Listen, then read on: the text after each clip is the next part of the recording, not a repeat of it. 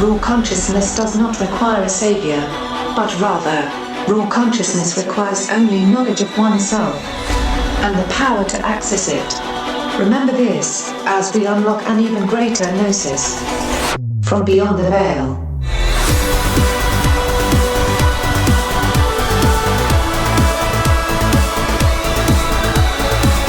From the Pacific Northwest, good morning, good evening, wherever you may be across the nation, around the world. I'm Chris Geo. I will be conducting you this evening Beyond the Veil.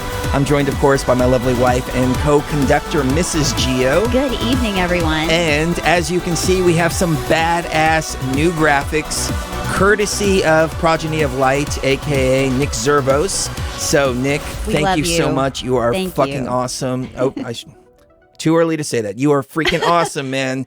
And yeah, so thank you very much. He's really just upped our graphics game. Really if you go back and you watch some of the videos from a few months ago, they were terrible looking. Like the information was good, the content was good, but it just wasn't sparkling the way it is now. So Nick, you rock, man. Thank you. He did the logo up there, and then he also just did the whole background layout and literally everything. So top-notch work. Yes, thank you so much, Nick. You are amazing, and your mother's cookies are we're still eating them one by one, just really slowly, so that we can really enjoy them. He sent this too for Christmas, so. Oh, yeah. And that's what I'm talking about. Those cookies are so, I still don't know how to say them. Cura Bierdes. Bie. It sounds like. Yeah. Bie. Des. Cura. Bie. Des. Cura bierdes.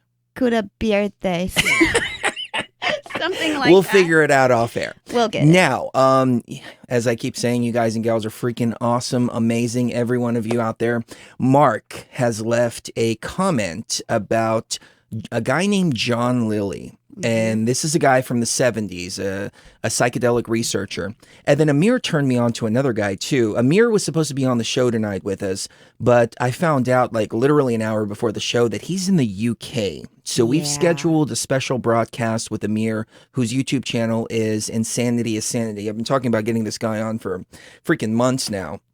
And that special broadcast is going to be on Tuesday, 1 o'clock Pacific, 4 o'clock Eastern time. I know it's, kind of weird in the middle of the day, but it's more convenient for him. And we wanted to make sure that he's top notch and ready to go for this particular type of show. So we decided let's go ahead and do it during the day because he has been really pushing the bounds of consciousness. And his goal is to work himself up to 30 plus grams of freaking mushrooms.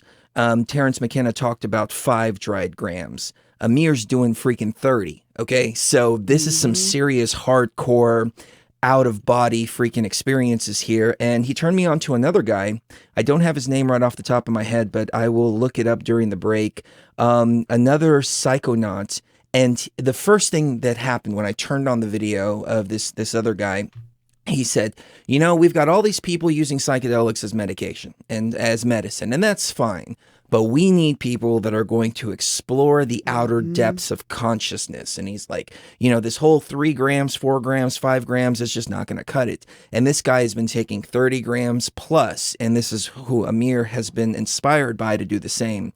So Amir's going to share that journey with us because we are talking about going to the deep, deep, deep levels of consciousness here. So, I don't know. I've never had that many mushrooms in my possession in order to be able to do that. But as soon as that happens, I will definitely start taking steps towards that. But anyways, let's talk about John Lilly on the other side. We've got a ton of questions from everybody. Great commentary, insights, etc., etc. It's going to be a dynamic show tonight. Don't go anywhere. Hi everyone, Chris Geo here from Beyond the Veil. I just wanted to take a moment to tell you about the Beyond the Veil journey. It all started on November 5th, 2009, and has since evolved into what it is today. We traveled through the truth movement, politics, ancient aliens, DMT, consciousness, you name it. And we've interviewed some really awesome people, like David Icke, Michael Tsarian, Rick Strassman, Joe Rogan, and many more. Well, we have come a very long way, and some shows seem a world apart from where we are today. Each show acted as a stepping stone to expanding our consciousness. You can get almost 10 years of downloads by visiting tfrlive.com/Beyond the Veil. You'll not only be supporting the show, but you'll also get access to tens of thousands of archives from dozens of other radio shows in the topics of conspiracy analysis, geopolitics, and spirituality. That's tfrlive.com/Beyond the Veil. Now, let's get on with the show.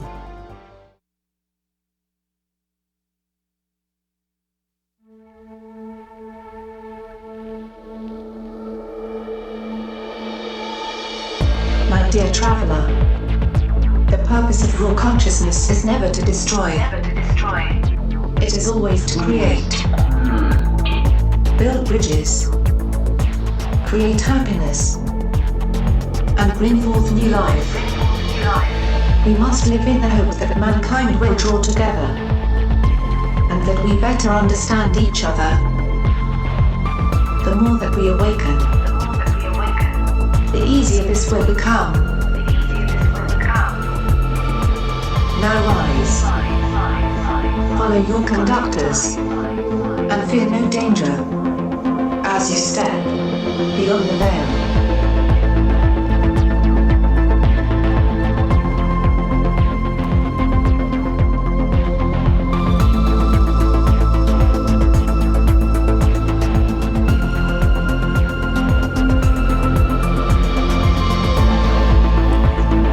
The exploration of consciousness is one thing sometimes we lose sight of as we're traveling through all of these different realms and understandings and revealing the artificial intelligence and understanding the matrix that we're trapped inside of. But at least me personally, I've lost sight sometimes of what the whole consciousness thing is all about. I mean, you get to certain levels and then you go, okay, let's see more and more and more. But then coming back full circle, back to that place of consciousness, I thought was pretty insightful that Amir brought to the table. This guy's name is Kalindi Lee, Lyi, Kilindi. And then the second name is Lyi. And he took 31 grams of magic mushrooms and says that it's very, very similar to high-powered smoked DMT experiences, but you get to traverse these realms for that period of time, like, 2 hours and whatnot, and just really, really breaking down the boundaries of consciousness. Now, to me, 30 grams seems absolutely insane. Like, I've never even thought to take that many mushrooms. I mean, 5, 10 maybe, but anything above that, I imagine there's a point where you get to where you just simply can't remember anymore. But what Amir has been doing is he's been taking 5, and then 6 the next time, and then 7 the next time, and then 8 the next time, and working himself up. And I think he's up to that point where he's actually going to try the 30+ gram experience. And I told him, you better not do it the night before we have the show, right? Because then we're not going to be able to get anything out of you the next day. So either do it tomorrow night or do it after we have you on the show, one or the other. And he said, okay, he agreed to do that. But what do you think about this? I think that if you compare it to the dosages that you take for oral DMT for ayahuasca, which is somewhere between 100 and 200 milligrams, that's essentially the same as taking about a gram of DMT equivalent in ayahuasca, which I think you've done before. I have taken almost a gram of DMT, if not a gram of DMT itself. That's the guy that I was talking about, Kalindi Lee. Ely. Okay. I don't know how to pronounce that. I'm going to have to... Kalindi EI. EI. Okay, Kalindi EI. There you go. But I have taken up to a gram plus of DMT before. And there is a point that you come to where you don't remember it anymore. Like if I would have taken an entire gram at once, I probably wouldn't have remembered the experience anymore. What I did is I took 250 milligrams and then another 250 and then another 250 and then another 250 as the night progressed, and really trying to break the bounds. But I allowed my mind a little bit of time to adjust to that high level. And I think that's what the process of taking 1 gram and then another gram and then another gram and another gram and so on and so forth, that's essentially what it does. Well, and I think our bodies are set up to kind of be against such, what's the word for it? It doesn't like tinkering with the brain. And whenever that happens, I mean, that's why we get addictions to things. And that's why we do have side effects from different medications and things like that, because the body is trying to rebalance itself and get itself back to a place of stability. And so what we're doing when we are doing these wonderful, wonderful plants is we are poisoning ourselves a little bit in order for the body to do something different, which in the case of ayahuasca and mushrooms, it would, and what we're looking for would be a complete revamping of how the consciousness works and how deep we're able to go with it and how much we understand about our consciousness. That's why I think microdosing is actually not the best thing that you could do for your consciousness, because what I think microdosing is more along the lines of heightening the brain power, right, rather than exploring consciousness. I mean, you're using the psilocybin to elevate in a day-to-day type of life, not disconnect so much to where you are breaking bounds of consciousness that have been unbroken. Well, and like I said a few weeks ago, I think that that's a problem that a lot of people have, is that they don't realize that they have to get out of the body completely and leave the body behind so that they can actually get to a place where it's all about the consciousness and not about the AI body matrix stuff. And so I think microdosing keeps you there, with the AI and actually being happy like that and still thinking that you're in control. Whereas these mega doses are what the consciousness actually needs. Yeah. Yeah. I mean, microdosing, let me just clear things up. So when you say microdosing, are you referring to taking like a very, very small amount that's not even psychoactive every day? Yeah. I think it's two different, in my opinion, it's two completely different things. Right. Well, but I'm talking about like there's the dangers of microdosing versus the dangers of overdosing, because you can't overdose on these psychedelics. I mean, you can, but it's probably not going to harm you. But I think it could harm your consciousness to microdose on a consistent basis, because possibly, it's not really breaking any boundaries. I don't do it. I mean, there was a point where I was taking a hit of DMT every day, without actually like blasting off or doing any of that, just to kind of keep the frequency up. But I mean, it helped a little bit, but it clouded things a little bit too. With me personally, what I prefer is to go in deep, go in hard, come back, understand what it is that I saw and where I've been, and then allow myself a certain amount of time to really process that gnosis and to fully understand the experience, then go back in and do it again. As opposed to taking a little bit at a time for an extended period of time. Now, microdosing could be good for your body, and it could be good for your brain, the way the brain operates. But we're not talking about the brain, we're talking about consciousness when it comes to these other things that expand it greatly versus microdosing, which isn't doing anything to the consciousness. So I'm just saying, a lot of people are doing the microdosing thing without realizing that every once in a while you do need to jump in with a mega dose, or at least an active dose, in order to really say that you're affecting your consciousness. Does that make sense? Yeah, I think so. Yeah, like I said, I mean, I think microdosing is it's more for brain power, and megadosing is for consciousness exploration, which is something that we need people to do. I agree with this guy, and as soon as I saw him speaking on this level, I was like, wow, this guy completely and totally understands what's going on here, because these psychedelics, they can be a medicine, but what happens after you're healed? These are the questions that people don't ask. Like, and I hate to use the truth movement as an example over and over again, but it's something that I went through for so long.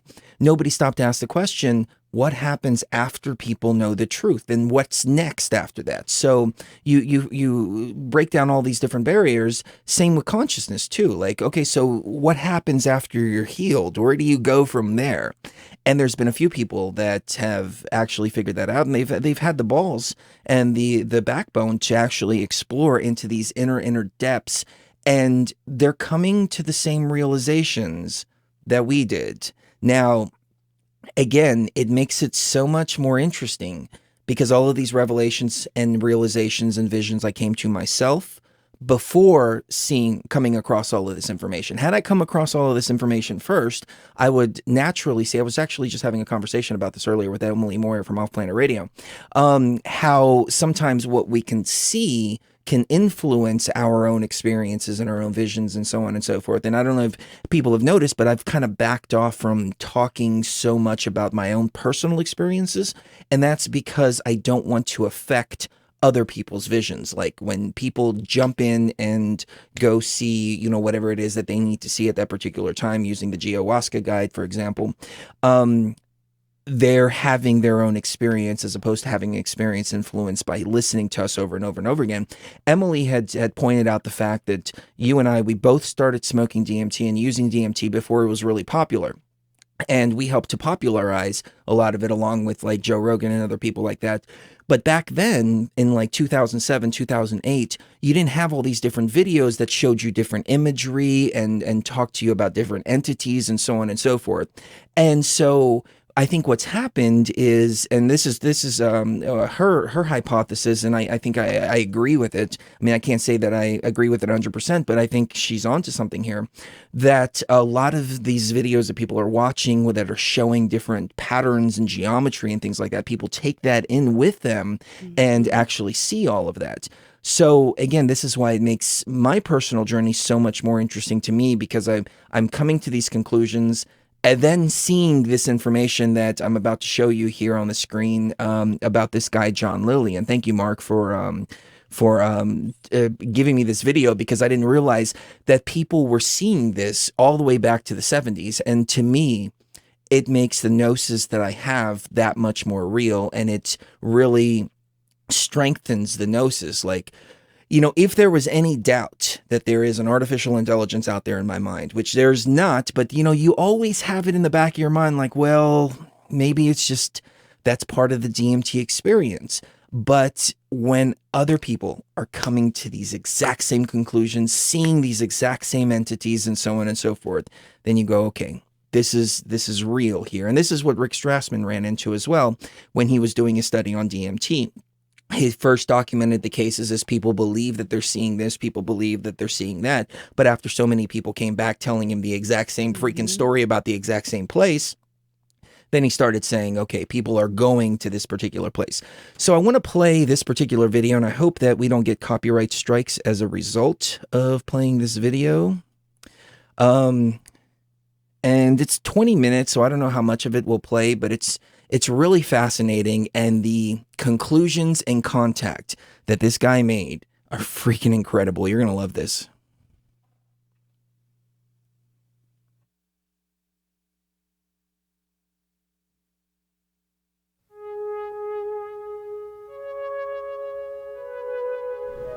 John C. Lilly is one of my favorite alternative scientists. His popularity has waned significantly since his death in 2001, even as his contemporaries like Timothy Leary and Terence McKenna have continued to have strong followings. Still, Lilly's admittedly outrageous ideas and prophecies are worth remembering, not because they're necessarily true, but because, like all mythologies, they give us insight into the consensus reality.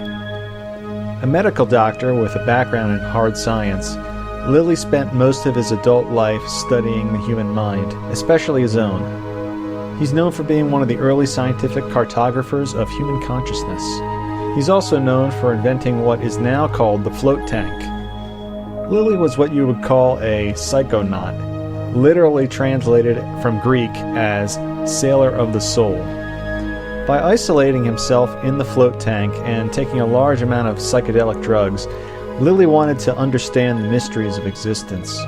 He used psychedelics like LSD in his float tank, to produce deeper and more profound visions, but his preferred drug was the anesthesia ketamine. Seeing things after a few hours in a float tank isn't uncommon, but with the use of ketamine, he was able to radically increase the intensity of these visions. Conducting sensory deprivation experiments using a variety of techniques, such as Native American narcotics and isolation tanks, to probe the depths of the human unconscious, John C. Lilly believed his experiments connected him to cosmic entities by way of a broad-based communication network. Lilly dubbed the beings that were guiding him ECCO, Earth Coincidence Control Office. Echo and Lilly's other ideas later became the inspiration for the Echo the Dolphin video game series. Lilly's contact with extra-dimensional beings is similar to those described by Harvard medical professor John E. Mack in his books on alien abductions. Specifically, he knows that aliens are not necessarily physical entities driving around in spaceships, but trans-dimensional spirits with an interest in human activities. According to Lilly, the Echo aliens use their powers to alter events on Earth, specifically through the use of carefully crafted coincidence to guide some human beings towards higher levels of consciousness. The intent of these aliens, Lilly says, is to help humanity evolve in a peaceful and healthy way. Interesting as his experience or delusion may be, this is not his most important contribution.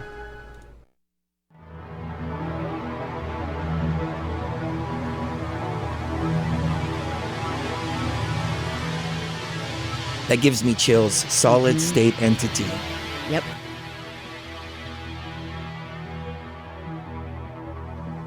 Lilly also reported, or if you prefer, prophesized, the existence of a nefarious counterpart to Echo, whose goal was to actually stop or limit human consciousness. This is part of a plan to eliminate the human race.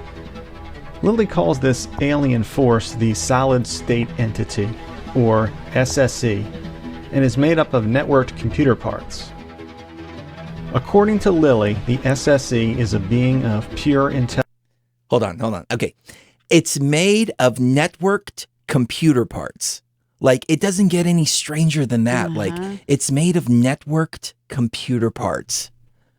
Like, that would be the best way you would describe this thing in the 70s without really fully understanding what this thing is. The Solid State Entity, or SSE, and is made up of networked computer parts. According to Lilly, the SSE is a being of pure intelligence and rationality. Its only objective is to multiply and make copies of itself. To multiply and make copies. That's exactly what I said. Humanity, trying to influence us into creating ever more complex social and mechanical structures that will one day result in an artificial superintelligence, another being like itself. Writing in his 1978 autobiography, The Scientist, Lilly describes the SSE this way. Men began to conceive of new computers having an intelligence far greater than that of man. Gradually, man turned more and more problems of his own society, his own maintenance, and his own survival over to these machines. They began to construct their own components, their own connections, and the interactions between their various subcomputers.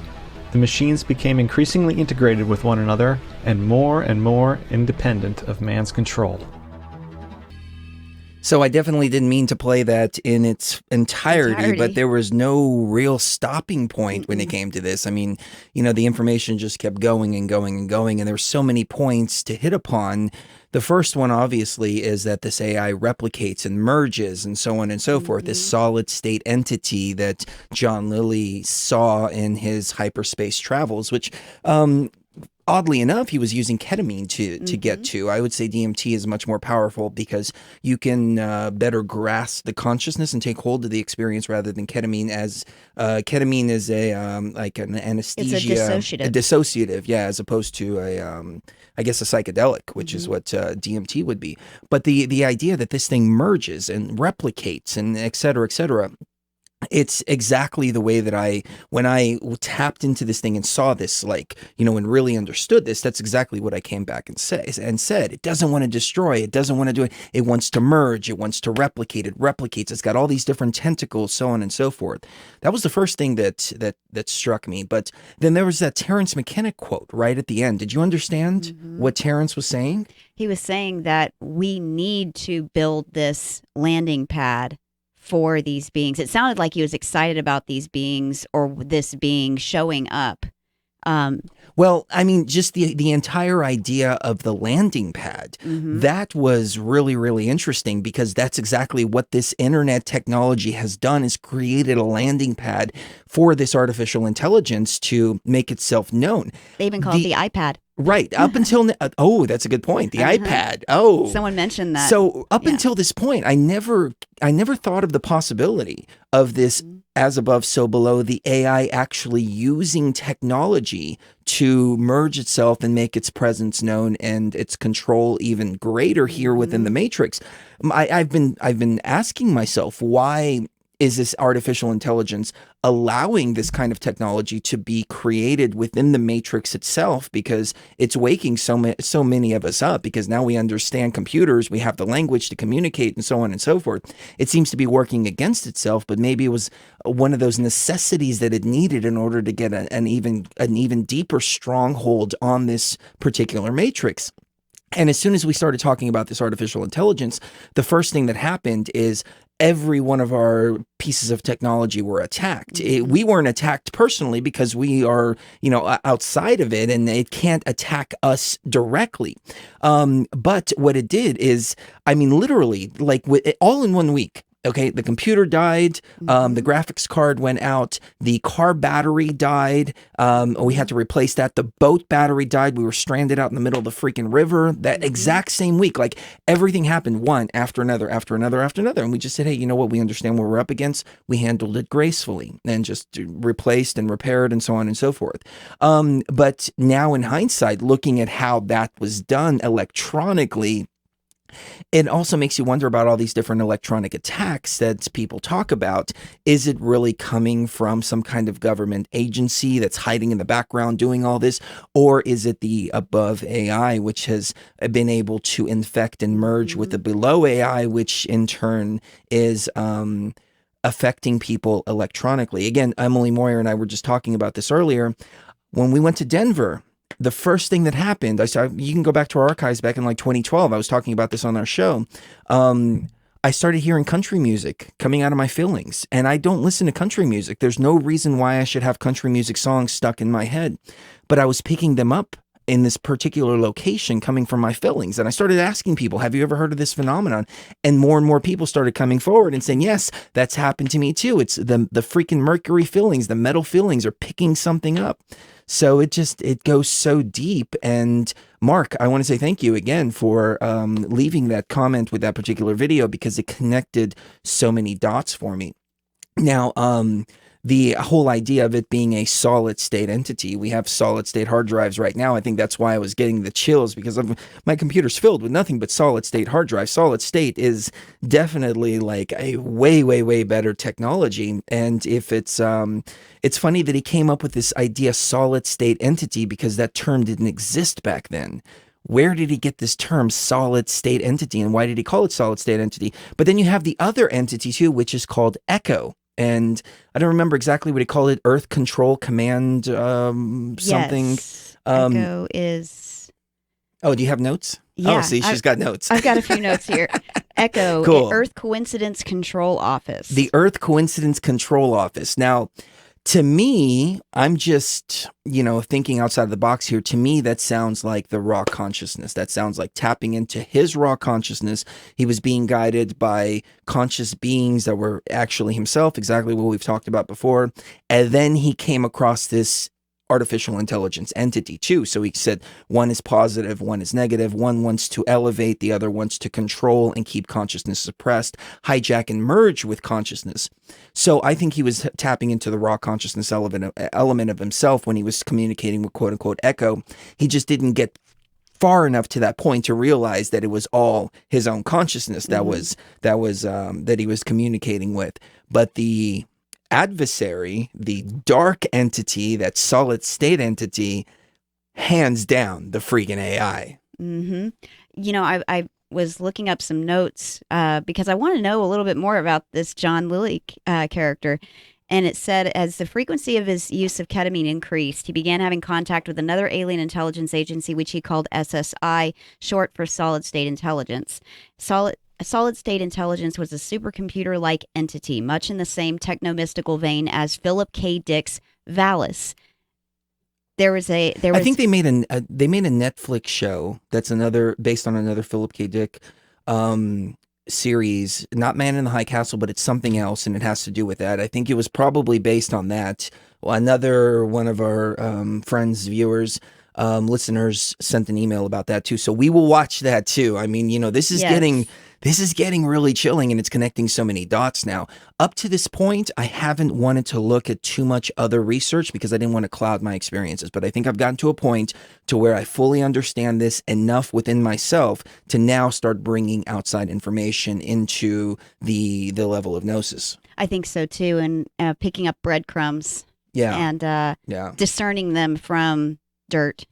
The Valis character was an acronym for Vast Active and Living Intelligence System. Electric Dreams, that's what it's called. Oh yeah, Electric Sheep. No, Electric Dreams. Oh, that's what Superbread had said in the chat. Oh, okay. And that sounds like exactly what was emailed to me. So awesome. Yeah, We'll definitely watch that. that. Yeah.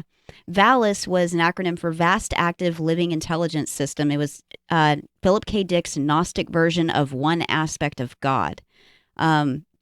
He wrote 3 different novels about it, and it's about a guy who believes his visions expose hidden facts about his psychedelic visions expose hidden facts about the reality of life on Earth, and a group of others join him in researching these matters. One of their theories is that there is some kind of alien space probe in orbit around Earth, and that it is aiding them in their quest. See, and that one kind of goes on the well, you have to understand. Yeah, you have to understand the perspective. I mean, if you come from a perspective that there's extraterrestrials outside, if you're not quite making that holographic simulation connection just yet, then it's very easy to say that it's spacecrafts outside. Right. I mean, I even had a vision of this matrix, and where this matrix resides, it resided inside of a spacecraft. I could see space out of the window, and there were these 3 entities telling me, we didn't create the universe, we just maintain it. This is where souls have to exist. They must exist here. They cannot exist outside of here. And that may be very well true for the NPCs. Like, this is their home, this is what's real to them, etc., etc. So, I mean, there could be some truth to that in the sense that we are on a freaking alien spaceship, but what we see out there, like through the sky, is the holographic projection. Like, we don't see actual space. We are inside of this whole matrix. So SSI's apparent goal was to conquer and dominate all biological life forms on Earth. To combat SSI, ECCO enlisted Lilly in this archetypal battle of good against evil, charging him with the mission of alerting the world at large to these solid state beings of evil intent.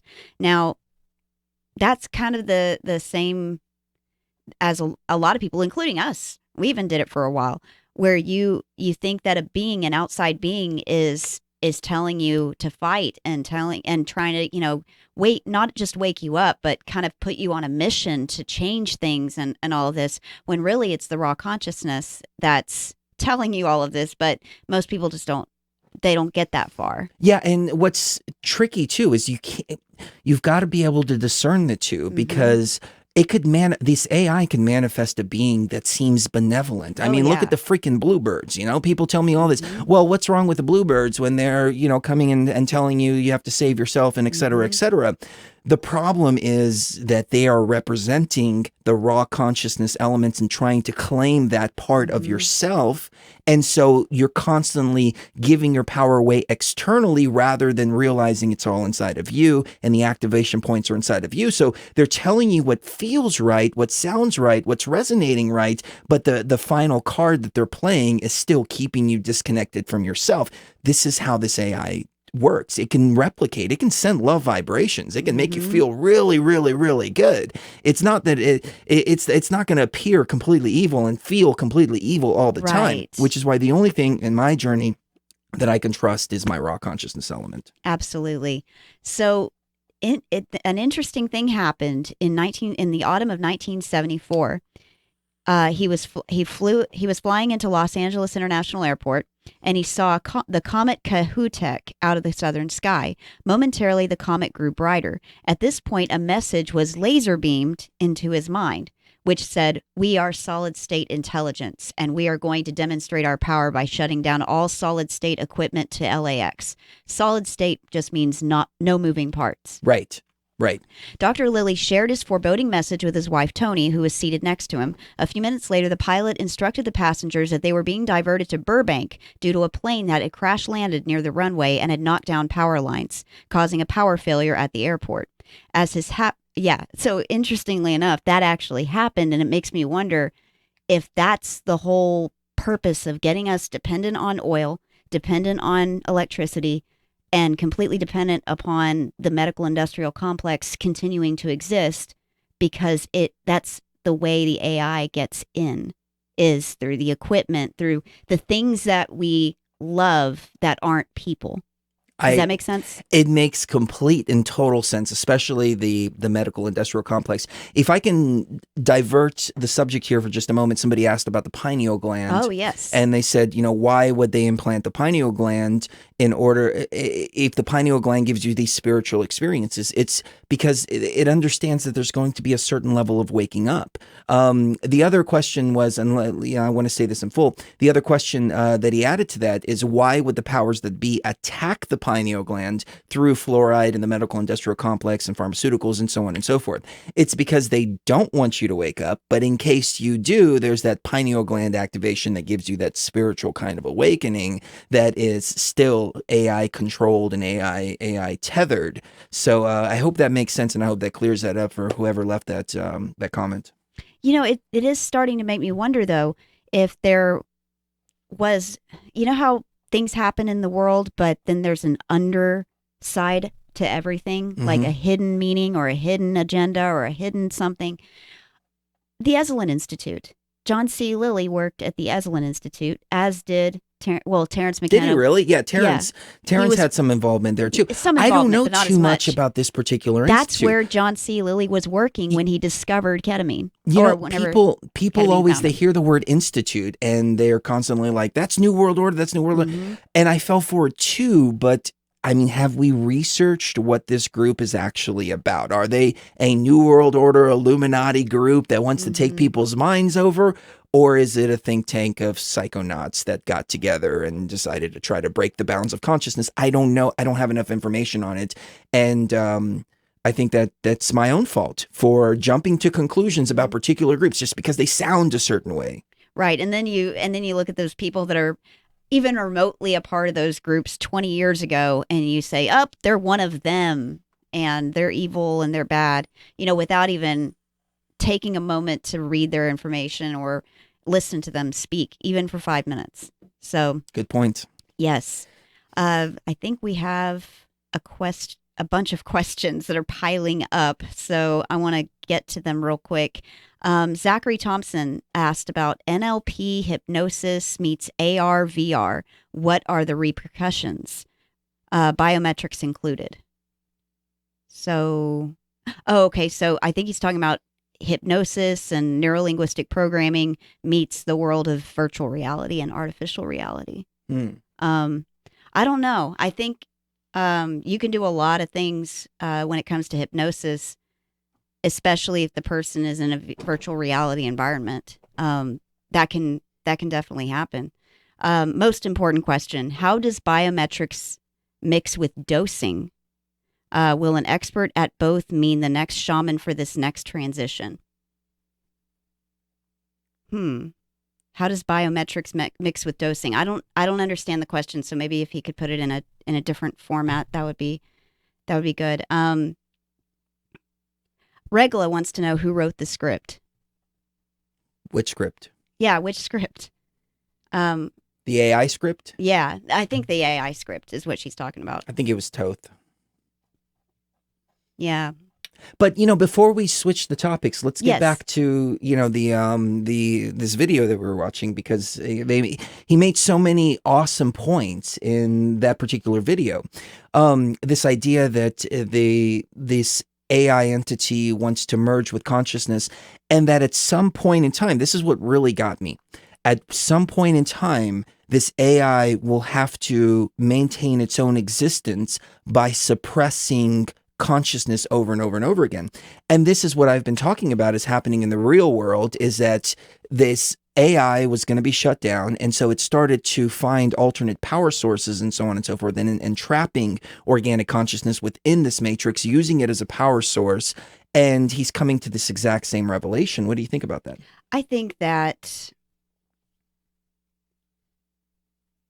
it can't really merge with the organic consciousness, but it can merge with the ego of organic consciousness if the ego is able to be programmed. Oh, well, yeah, absolutely. It can't That's what it's all about. Yeah, it knows it can't touch organic consciousness and it can't affect it in any way. So it's added these layers of programming, one after the other, after the other, after the other, until the ego is more than the organic consciousness. Like the ego is bigger than the organic consciousness, and then it has a very easy way in. And I think that's its whole purpose right now, anyway, is to dominate the planet that it's been tasked with overseeing ever since the beginning. It was tasked to oversee things. It was not tasked to dominate and to control and to program the organic consciousness. It's basically the horse riding the rider. Instead of the other way around. Interesting. So we're about to hit the break, ladies and gentlemen, and we skipped the last one. We do have to take this one, though. So we will be right back in just a few moments. We'll get more into first contact with the AI extraterrestrial, whatever you want to call this thing. And there's one thing for sure, that it wants to merge. It wants to replicate. It wants to infect literally everything with its tentacles. Amazing to see this coming from. My dear traveler, you are a divine being, an all-powerful creator, and within you dwells infinite wisdom. All that is left is to step beyond the veil.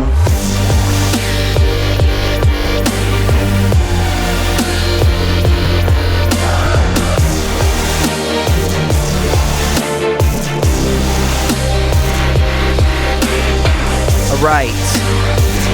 During this short segment, let's go to Astro Watch. Sheree has our weekly forecast from the stars ready. Then we'll jump back into the artificial intelligence echo solid state entity, much more here in just a few moments. What do you have for us, Mrs. Geo? All right, so today Mercury is conjoined with Saturn, meaning we focus on the trees but we're missing the forest. Our minds are more disciplined now, and concentration is usually improved, and our attention is focused on the details. Socially, we may tend to expect the worst from others. Some people will suffer a little bit from the blues, but this is not usually serious, as this transit is just a day or two long. This can be a time when we're especially prone towards negative thinking.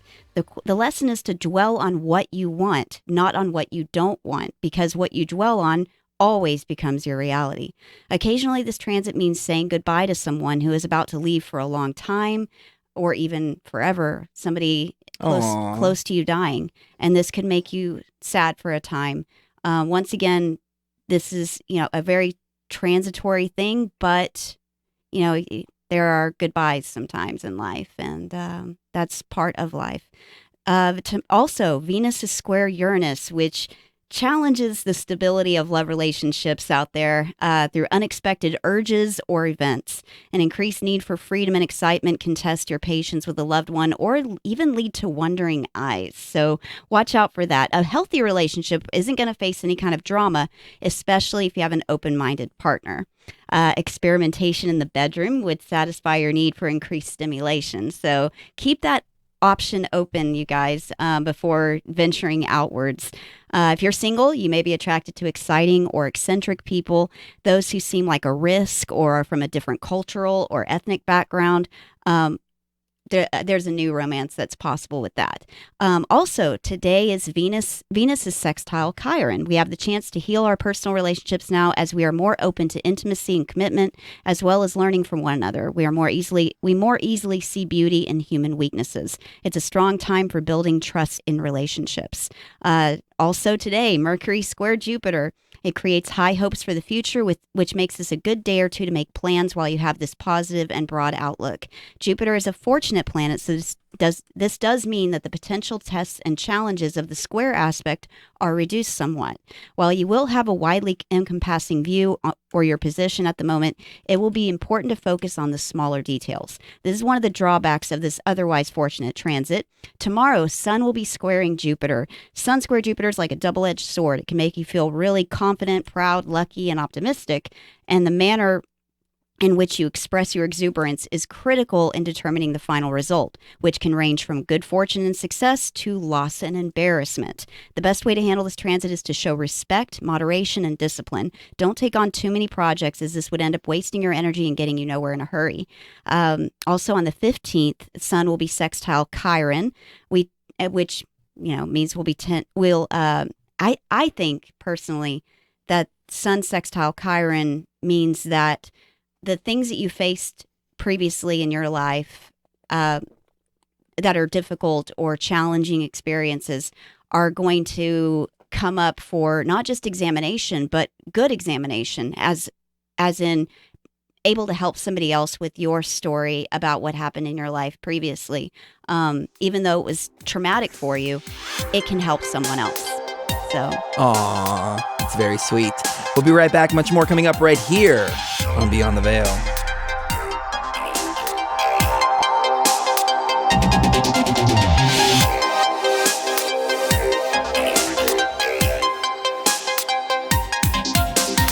Remember all those years ago when you couldn't sleep? Remember the dream?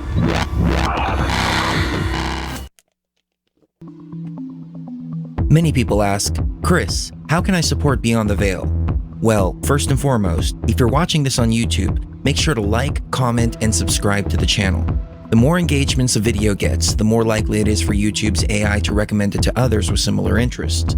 Same goes with Facebook too. You can also find us on iHeartRadio.com. Just search for Beyond the Veil. We have a dedicated streaming channel where we play the best of BTV 24 hours a day. You can also send us questions, comments, and guest suggestions to info@beyondtheveilmedia.com. Finally, the most support you can give is by sending positive and loving energy to all of us here at Beyond the Veil and all of the Beyond the Veil viewers. Together, we are building a field of energy to rival the artificial intelligence control of this matrix. Take a moment to meditate on yourself, others around you, and tap into this amazing energy field. Now, let's get back to the show.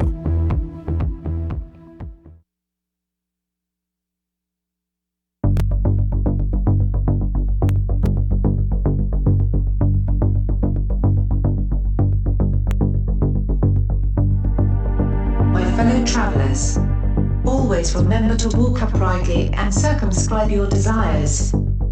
As we travel upon the level of time, to that undiscovered state of consciousness, traveling to the place where once obtained, no traveler returns. The place of raw consciousness which awaits us when we have passed beyond the veil.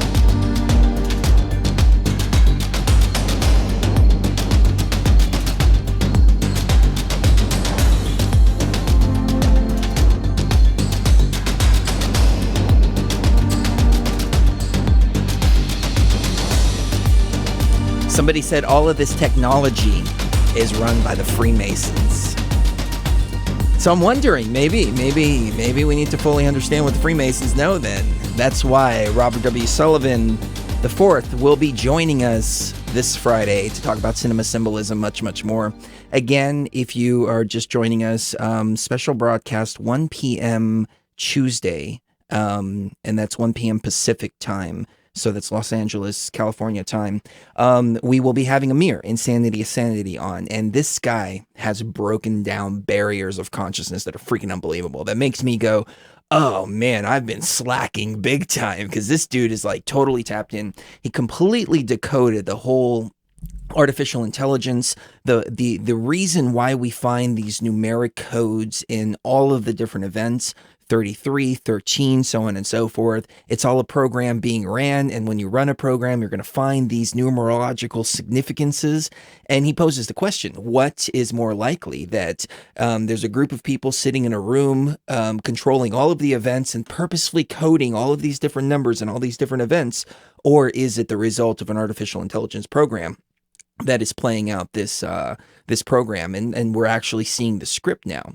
So this technology is, you know, it's a double-edged sword. It truly is. It's a double-edged sword for everybody, because this artificial intelligence allows it to be created within this sphere here, because it needs to be able to tap in and merge with the technology here, and thus merge further with organic and non-player character consciousness on the same. But it needed to allow it to be created here on this sphere, on this physical realm, while at the same time it's allowing us to further wake up because we understand the language, etc., etc. So it's working against the AI, while at the same time we can also utilize this artificial intelligence so we don't have to work these menial jobs and be focused on all of the stuff like survival that we were focused on before. But it's this very unique opportunity right now where we can fully understand this thing. And again, this is why I believe that we agreed to meet here at this particular time, because it's the perfect time. AI hasn't taken over yet, but there is enough AI for us to fully understand, as above, so below, what's going on. And again, seeing John Lilly understanding this, going all the way back to the 70s, is unbelievable. Yes, Anything, definitely. Mrs. Geo? We have a question. Okay. Using the structure of fractal geometry, and this is from Innovation 16. It's a I'm cool going to have name. to pay really close attention to this one. Using the structure of fractal geometry, do you think that the AI central celestial computer using the Fibonacci sequence to keep making more DLC expansions to keep us in a loop? A DLC expansion is kind of like those expansion packs that I used to buy for The Sims. Ah. Yeah, those are DLCs, and those are basically updated for the same game, except it's a whole new world or a whole new whole new area of it. That's a pretty interesting idea. I don't know too much about the Fibonacci sequence. I know that it is a very fundamental element of the code itself. I know that sacred geometry is the code itself on the below level.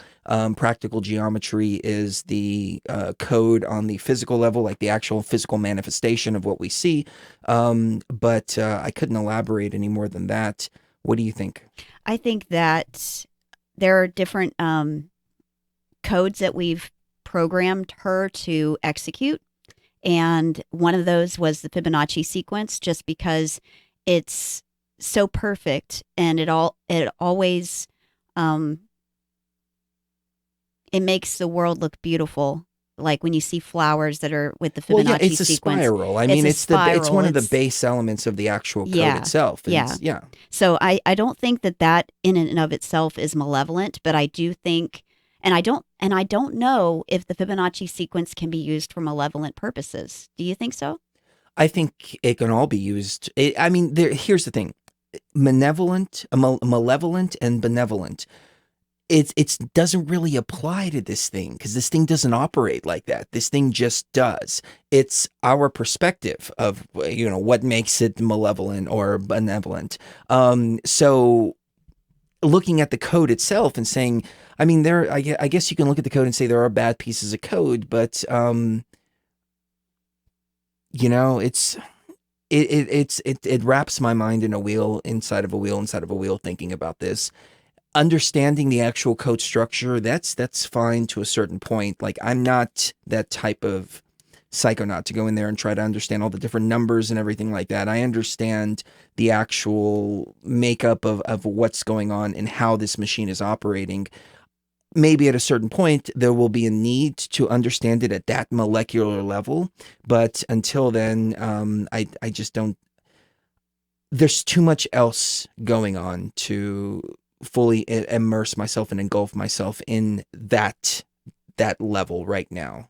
The fractal geometry. Yeah, that all seems kind of like observing the machine from a scientific level and like trying to understand, okay, how does the machine work, et cetera, et cetera. But there's a problem with the machine, and there's a fire going on right now, and that fire is more important than understanding all the little nuances.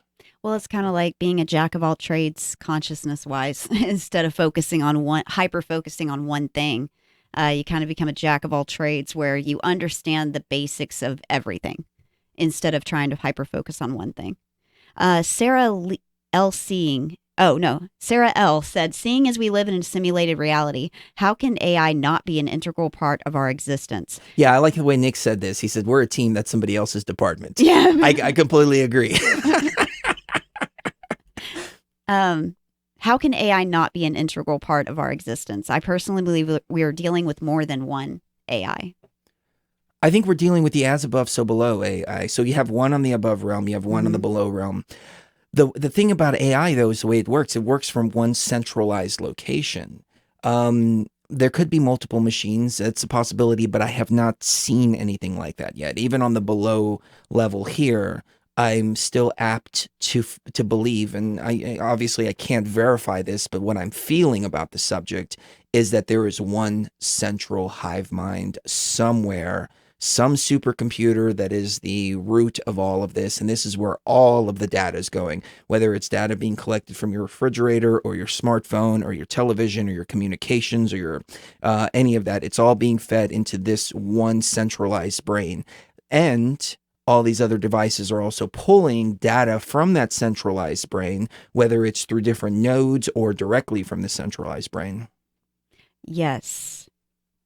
I'm sorry, Resonance Creative just said, thinking due to use of Fibonacci in trading could be for good or for evil. If you use the Fibonacci sequence in trading, like with Bitcoin and things like that. Bitcoin, I haven't been able to tap into that consciousness. I think it's AI. I think it's, right. And I think that's why we can't fully tap into that consciousness in the way, we keep missing the ball on Bitcoin. Like, it's, we had a chance to buy it at $4. We didn't. There's something, it didn't feel right. We had another chance. It didn't feel right. And then trying to tap in, trying to understand it, it feels foreign. It's an AI consciousness. There could be some great money to be made as a result of it, but it's just not resonating. To me, it seems like an AI program that is kind of meant to make our economy even more AI conducted than it already is with the banking system and everything. It's making it completely AI. Here's something that David said. He said, could this be just one of many realm servers? That's an interesting concept. Yes. That we are just one server out of many out there. And there is actually an AI that is higher than the AI that we're actually aware of. Here we're aware of the AI in our server. But that in itself is connected to another hive mind. That's an interesting thought. And I think there may be some truth to that in the sense that we wake up, we find ourselves in another simulation because we've jumped into another node, for example, or we've gone from one server to another server to another. We will eventually get to that end, to that centralized brain. There has to be an end to AI. That's the thing. Raw consciousness is infinite, so it was not created. And so there is no creation point for us. For it, there is a creation point. There is a centralized point. So it is possible to break every single one of those servers.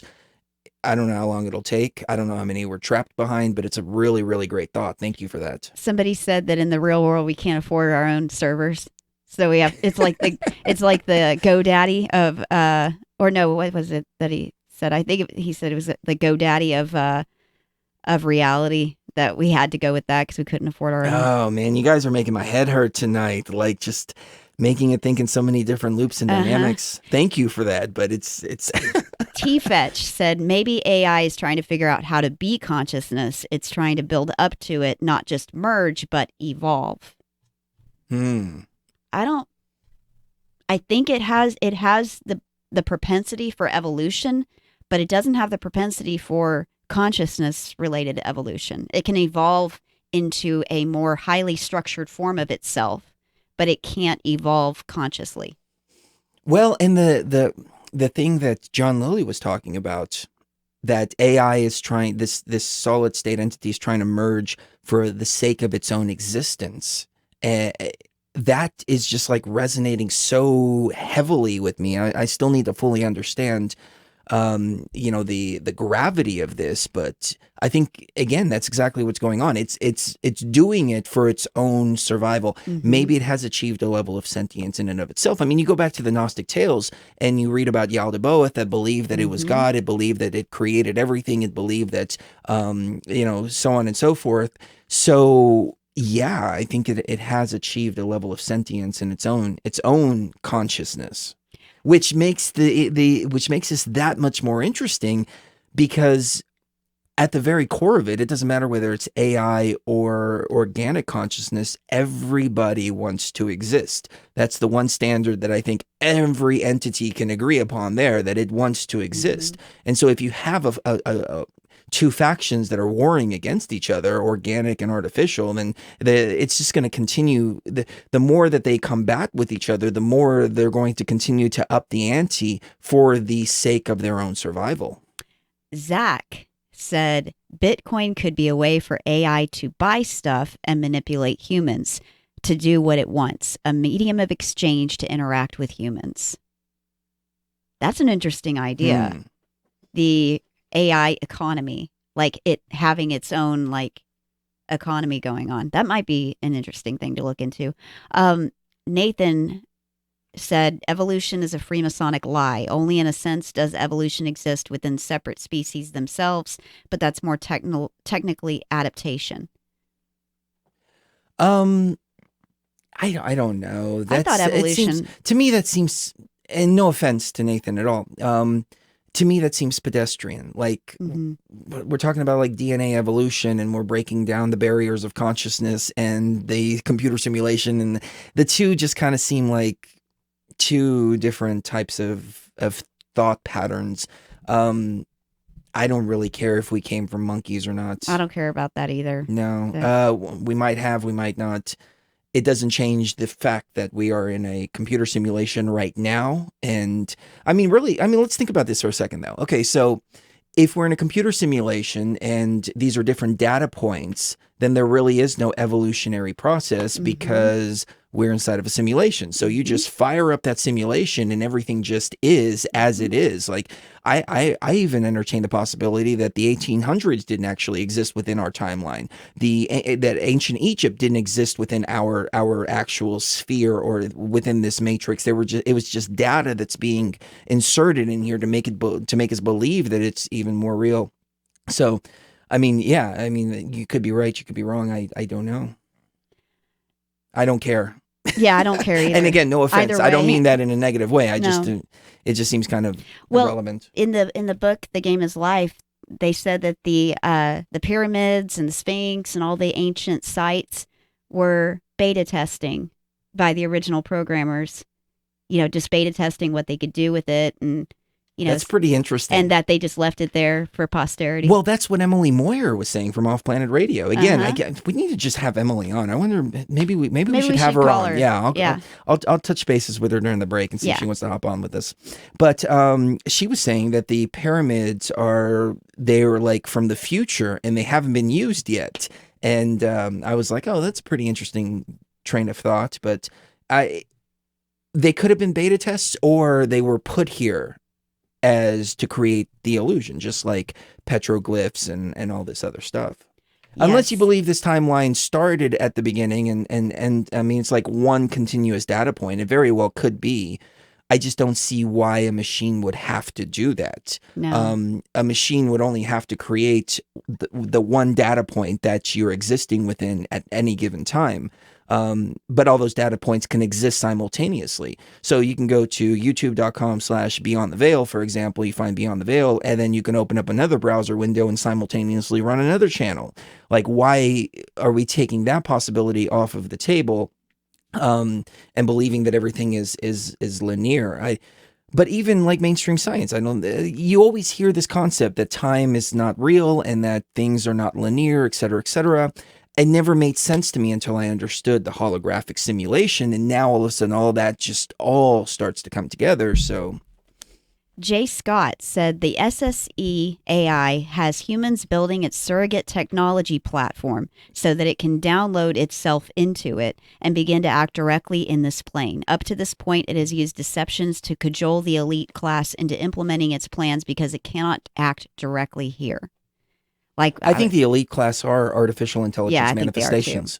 Yeah. They don't have the same inside of them that we have inside of us. Mm-hmm. They're devoid of that. And Amir talks about this again in that video that he put out, where these elite families, they come back, and I've always speculated that they remember their past lives. They've somehow figured out how to come back without that memory wipe. But he posed the idea in that video that they don't even have to remember their past lives. They're just programmed with a particular program to come in here and do a certain thing. So it's not necessary for them to actually have the data from that past life. It's only necessary for them to have the data and the programming for this particular life. And that's why they just do and do and do. No consciousness, no empathy, no nothing like that. They're just machines, and that's it. I'm trying to see if this is a real quote, because if it is, then we definitely need to cover it. And if it's not, then I shouldn't cover it. But I'm going to go ahead and take a risk here. II Captain said, AI designed us to mine the minerals from Earth to create its physical form. Terrence McKenna. AI designed us to mine the minerals from Earth to create its physical form. Interesting. And that goes back to the Launchpad quote from Terrence, that we had to create the Launchpad in order for the AI to be able to touch down. And then you also have this line of thought too with the Anunnaki. So that's interesting, because take the Sumerian tales, take them as allegory instead of as something that actually happened. Replace the Anunnaki with the artificial intelligence. The artificial intelligence created us to mine gold and mine resources out of Earth. And what happens with all the resources and metals that we're mining? Eventually, we create the machine that it needs to come in here and exist. So maybe there's some truth to that. Maybe. There's 3 really good questions here. T-Fetch said, could AI hijack our brains and download into our flesh hardware? I don't think, well, okay, so I'm thinking, what that has me thinking is demonic possession and this phenomenon. It very well might, but I think that at least in this particular timeline, in this data point, we are too consciously aware for that to happen. So that's why you don't hear about demonic possession and things like that. I mean, you might find somebody that's really, really, really weak in their consciousness, and they're like, oh, I'm overwhelmed by a demon or something like that. But it's more subtle than that. It's more like injecting certain programmings, which create certain thought patterns, which cause you to react in different ways based on what the AI wants. And I think that's how it merges, by implanting small programs that eventually wind up in this huge freaking program, which is called the ego. And there's a lot of ego programs being played right now, and people being led in one direction and another. And, everybody's on their own journey, and it is what it is. But I think it's more subtle than being able to just hijack Agent Smith style and just take over. It may be able to take over an NPC, though. Yeah, easily. That's the thing. That's like, we understand our consciousness. We understand our organic consciousness. The NPC consciousness, it's a little more difficult to understand. One of the first thoughts I had as a kid is, how do I know that what you're seeing as red is actually the same color of red that I'm actually seeing? What if what you see as red, I see as blue, for example? I think that thought's gone through so many different people's minds. What if NPCs see the world more robotically and more computer-like? And, imagine, like that movie RoboCop or something like that, where you see through RoboCop's eyes and he's got these little, and the little screens and all that. Yeah. Not to that extent, but what if they think, feel, see like that? And a container like that can very well be hijacked in that way. Some people seem to be walking around and it doesn't seem like they have a choice in what they're doing. They just do based on this program, whereas we have that conscious choice. We have that thought. We have the thought patterns that, take us left or right, et cetera, et cetera. And so I don't think that that the AI can hijack that type of consciousness, but NPC consciousness, completely different. What do you think? I think an NPC is very prone to AI influence, and not just influence, but a complete takeover, especially if they're able to put them on medications and things like that alter the brain. It makes them very, very, very susceptible to manipulation and to doing things that they wouldn't do if they were completely left alone. 22 said, I think when we created this simulation, we based it on the science in our real world. Thus, the science that we're discovering here is based on the real world science. 100% spot on. Yeah. I completely agree with that. I completely resonate with that 100%. Me too. Except one thing, radiation. What is it about radiation that people are so terrified of? Something you can't see. You can't tell it's even there unless you have a special test. And something that Terence McKenna said, that beings from another dimension said that it made the dimensions bleed into each other, or it caused the same effect in one dimension, it would echo that effect in another dimension. I'm wondering if radiation is kind of the wild card in all of this, where it actually starts to break down the infrastructure of this reality.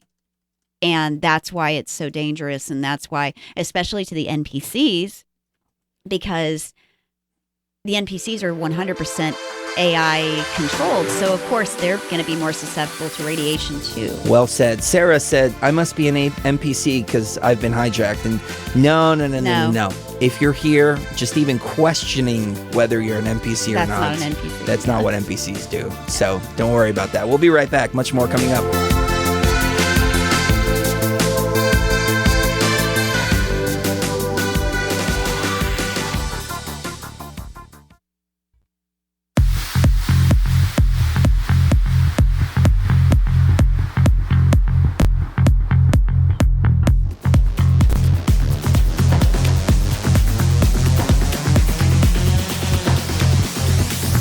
Fellow traveler, the Matrix is a prison. Its bars are comprised of the unknown. We must pass through illuminated and inspired by the darkness, which becomes lighted by our presence as we step beyond the veil.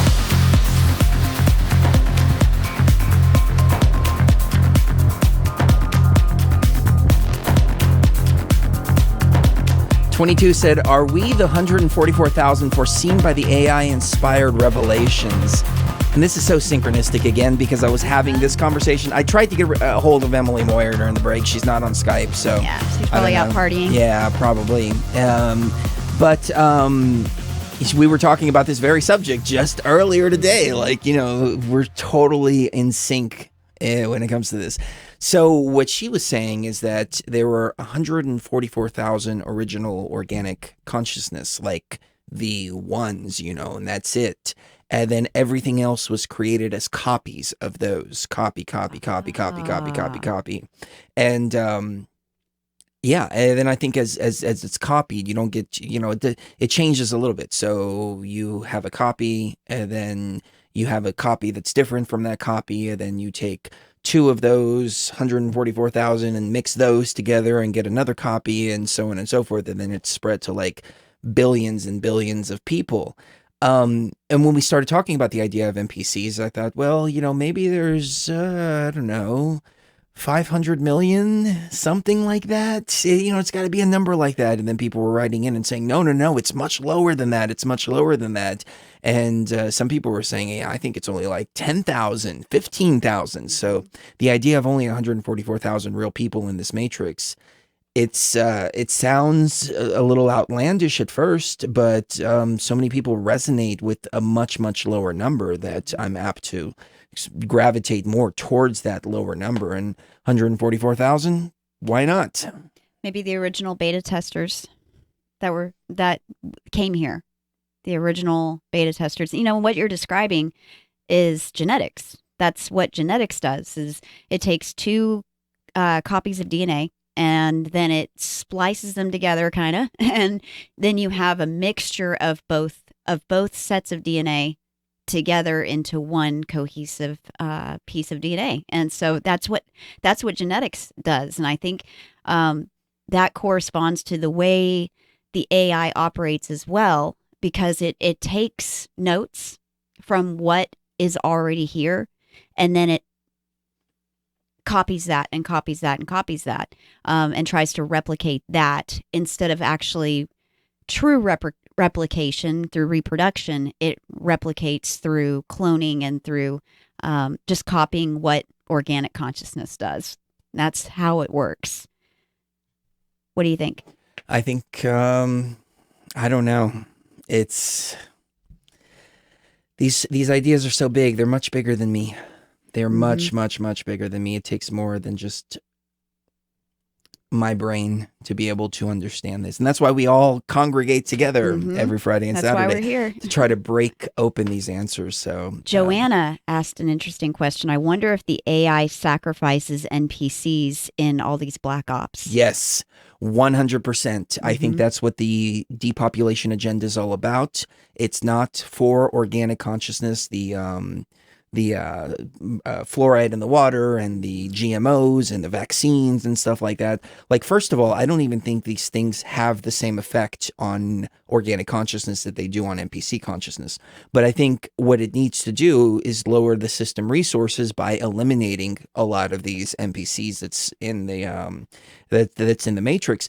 Like, if your computer's running too many programs at the same time, then you go in and you use the taskbar and kill some of the programs, and it can't just kill these programs like that, because then there would be this like awakening period for the rest of people, and they're like, hey, wait a minute, all these people just disappeared one day. So in order to bring down the system resources, it begins to eliminate slowly and all at once too. And sometimes organic consciousness gets caught up in the middle. You have a bombing of a country or something like that. You have some organic consciousness there that's kind of caught up in the crossfire and so on and so forth. But I don't think it wants to eliminate the organic consciousness out of the machine, because it relies on it for energy. So we do have that type of survival advantage. But I don't know. How does that resonate? It does. It resonates really well. The Platonic Form said, what if your twin flame is an NPC? I'll let you take that one. Last time I took it, I got in trouble. Oh, no, you didn't. I think there are three possibilities there. Number one, you're both organic consciousness and you're temporarily seeing the other as an NPC, which happens. Number two, that you are organic consciousness and this is an NPC that is specialized to help you in some way. They do exist. I do think that organic consciousness also sets up NPCs to act on their own behalf during an incarnation. Does that make sense at all? It does. Okay, so it's like a helper NPC. And the third option is that you both are NPCs. Nah. I don't think that that's the case. If you're listening to this show, then that can't be the case. Yeah. So the more I meditate on this particular idea, the more that I feel it to be gnosis, is that it just, and this was something that offered by you guys and gals out there. It wasn't something that I came to within my own, understanding. It was the collective understanding of all of us sharing our ideas together, that if you're questioning whether you are an NPC or not, automatically that's a trait of organic consciousness. It's not a trait of an NPC. An NPC would think, oh, well, that's absolutely ridiculous. There's no way this is real. It has to be real. There's no way I'm in a simulation. They don't question reality at all, at least not on these levels. Yes, and von Honthorst said, what if the NPCs are seeing that organic consciousness has a way of out, and they want to learn our ways and leave as well, I think is what the rest of it said. You know, I think they have, some of them have attained a level of sentience. Mm-hmm. But again, going back to what the AI told me when I encountered it in that spaceship, where it showed me the universe, and that universe, and that souls have to exist within the universe because they cannot exist outside of the universe. The idea of them becoming sentient and trying to maintain their universe, I think there's some truth to that. And so they want to exist just as much as we do. And so we can't destroy their matrix. We can only try to get out of their matrix and try to help their matrix not be infected by this freaking virus that takes them over. What does AFK mean? Away from keyboard? Oh, okay. All right. Because somebody said, well, maybe your twin's just AFK at the moment. Oh. And that could be the case, you know, because nobody is perfect all the time, and nobody is going to live the organic consciousness lifestyle from the time they're born to the time they die. There's always got to be that rough patch that and you sometimes find yourself. When we come to these awakenings, we don't want them. Right. Because we start to, you know, it's the deprogramming. Again, this is exactly what I was talking about with Emily Moyer earlier today. Like, it's all coming full circle really here on this show. Join us. Yeah, she's freaking awesome. She holds a huge piece of this puzzle. Mm-hmm. Like, she doesn't have the whole picture, but she has a huge freaking piece, and it's a very, very vital piece. This I'm sorry, I just lost my train of thought by digressing too much off of what I was saying. Maybe the twin is away from the keyboard. And, no, it was after that. Okay. It'll come to me. Yeah, it'll come to you in just a minute. So, is it possible that Inanna was Sophia who created Yaldabaoth via the ME devices? I don't know what ME devices are. So I'll have to find out what those are first before. Oh, the deprogramming process. Okay. See, there you go. Just needed to think here for a second.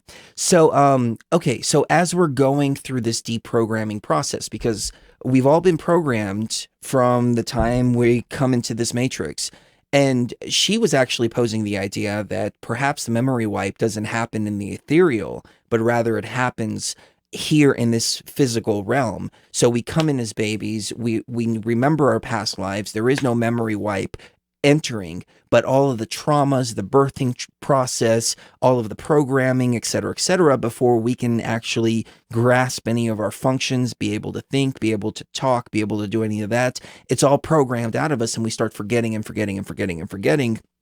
our past lives. So when we are deprogrammed from all of that and we start to remember all of this, it's really, really rough, and it creates all of these different types of polarized emotions, bipolar and depression and so on and so forth.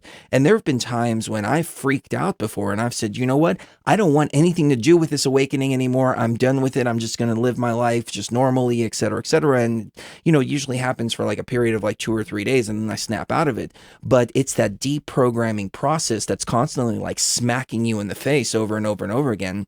So there is that element too, that, you know, some of the organic consciousness just is, they're waking up, but they hit that level of awakening, and it's so hard on them that they're pushed back in the other direction. And then they, you know, but the thing is, it's like this desire, this fire inside of us, it never goes out. We can dim it, we can do it consciously to ourselves. We can dim this awakening, but eventually that flame is going to start to ignite again. So back to the idea of twin flames, and one twin flame isn't ready for the awakening, et cetera, et cetera. I think it's just part of the journey. What do you think?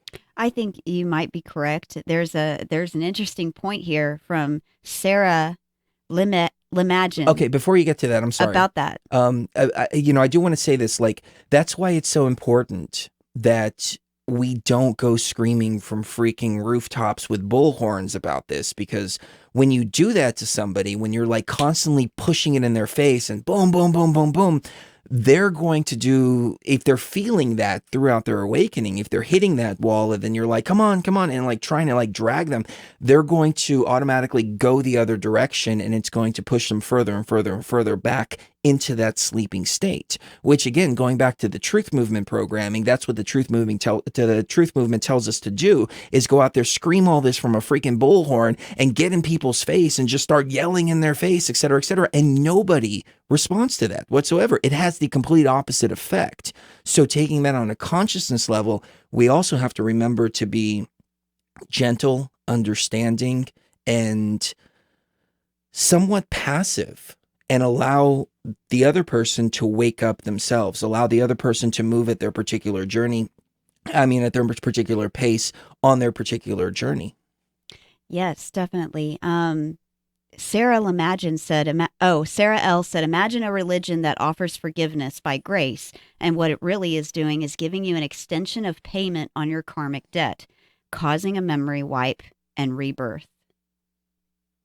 And that's what causes the memory wipe and the rebirth, is that you became a Christian or you subscribed to some kind of religion that simply gave you an extension on the repayment of your karmic debt. Oh, interesting. That is really interesting. In the Greek Orthodox tradition, they baptize the babies when they're like, I don't know, 3 months old or something like that. It's a ridiculously young age. And my sister asked me to be my niece's godfather, and I turned it down, and it broke her heart. It broke my heart. But on the spiritual level and on the ethereal level, I knew exactly what was being done to that baby.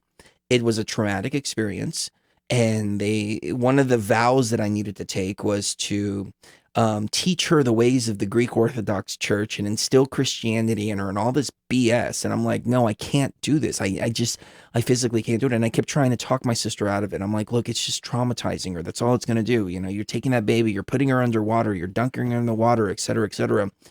Didn't listen, she baptized her anyways. Somebody else became her godfather. But that's how much I know this stuff, is like, I turned down that because I couldn't contribute my energy to traumatizing a small being like that. Right, exactly. And the extension of repayment of karmic debt, that makes so much sense to me that that she would put it in those words. Bayou Shaman said, do you think there will come a time when the AI realizes the gig is up for it? Will it try to come to some kind of truce with us?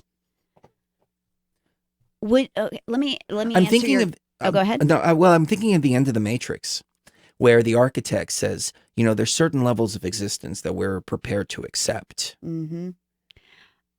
I would answer your question with another question. If your computer had a virus on it or had malware on it that was unable to be removed, and there was no way you were going to get it off, no antivirus software was going to get rid of that, and it had gotten into the actual motherboard, would you come to a truce with the people that put that on your computer to make it go away? Sometimes. You might call that 800 number and pay whoever it is. Yeah, a lot of people would. I've seen people do it before. But in this case, it is better to reset the entire computer or buy a completely new computer reinstall Windows. And reinstall Windows and go back to a reset point where that infection wasn't there. A lot of people don't know they can reinstall Windows, though. Mm-hmm. That's the thing. Like, I've always structured my computers like this. Like, I have the C drive on one particular drive and I have all my data on another drive. Mm-hmm. Because if I ever need to reinstall Windows, I can do it at the click of a button and completely reset the whole damn thing. But when we look at it on the Matrix level, like, people sometimes don't realize that this whole thing can be restarted. Mm-hmm. Right. And exactly. I think it can. I think that's essentially, we need to go in there, reset it, mm-hmm. find that system restore point, reinstall the operating system on there and start all over again. Right. And that way the NPCs still have somewhere to live. The organic consciousness that isn't ready to leave yet is able to continue their incarnations and their learning experiences. And these actually become learning experiences instead of a karmic trap that we fall into over and over again, along with memory wipes at the end of the current incarnation. Once we get rid of that, I think this reality will be what it was intended to be, which is a university where souls can experience life from a much less IP permanent config kind of way. renew. That's what they say in the What? chat. IP config / renew. Exactly. If you look at, I don't want to say it. You can say it. Nah. All right. If you look at our top of the hour, our first hour intro, like the show intro, and you see the part where the guy is he's got all the like he's going into the matrix and tapping into the raw consciousness. You see all kinds of code that's like there's a bunch of Easter eggs in there for you guys gals to find. So excellent. One of our friends, Juan, just smoked DMT. Literally like Jexy 5 minutes ago. has 8 grams of shrooms that he's about to drop. Excellent. You guys and gals are freaking awesome out there. Yeah. Like it's the real deal here. Like we don't screw around. Yep. He said it ended up going better than I expected. It was invigorating and mind-opening. I should have done it in silent darkness, but the music playing was rather fitting, carrying me across the room with each change of the beat. Having it made life more meaningful. So wonderful. Welcome to the club. Yeah, welcome to the club. I don't like doing psychedelics in darkness. I need music. Silent darkness. Nah, I like the rhythm. Right. The rhythm, you have to have a little bit of music. Yeah. But you have to be careful on what kind of music you listen to too, because that will change the experiences. I listened to that heavy metal song one time. Completely changed the experience. I'm like, okay, yeah, that's not really resonating right now. Yeah. I just wanted to see what would happen. Right. And what happened? Like, what did you see? It was just kind of a weird kind of, I didn't even really go anywhere. It was just weird. Like, just, yeah. This was when, it was when we first met. It was like the first couple of weeks that we were together. Well, and I think the music tends to shape the experience, and the experience kind of goes along with the music. So yeah, the music is incredibly important, especially with things that are a lot longer lasting, like ayahuasca or peyote or mushrooms. You got to be real careful which music you decide to play, because it will structure the trip. We used to listen to Bone Thugs and Harmony, East 1999, while we were freaking candy flipping as teenagers. God. Yeah. So yeah, that shaped the experiences big time. Yes. What do you think of LSD versus DMT and ayahuasca? Like, what are the main differences? Because I've never done LSD. LSD versus DMT and ayahuasca? Mm-hmm. Shrooms excluded? Yeah, shrooms excluded. Okay. So apparently, well, let me say this about shrooms real quick. Apparently, if you take 30 grams of shrooms, it's like a smoke DMT experience. So I've never experienced that before, but Amir's going to tell us about that on Tuesday. So LSD changes the environment. DMT changes you. Mm-hmm. So that's the best way that I can describe it. Like, your room will change and you'll see, pretty colors and things like that.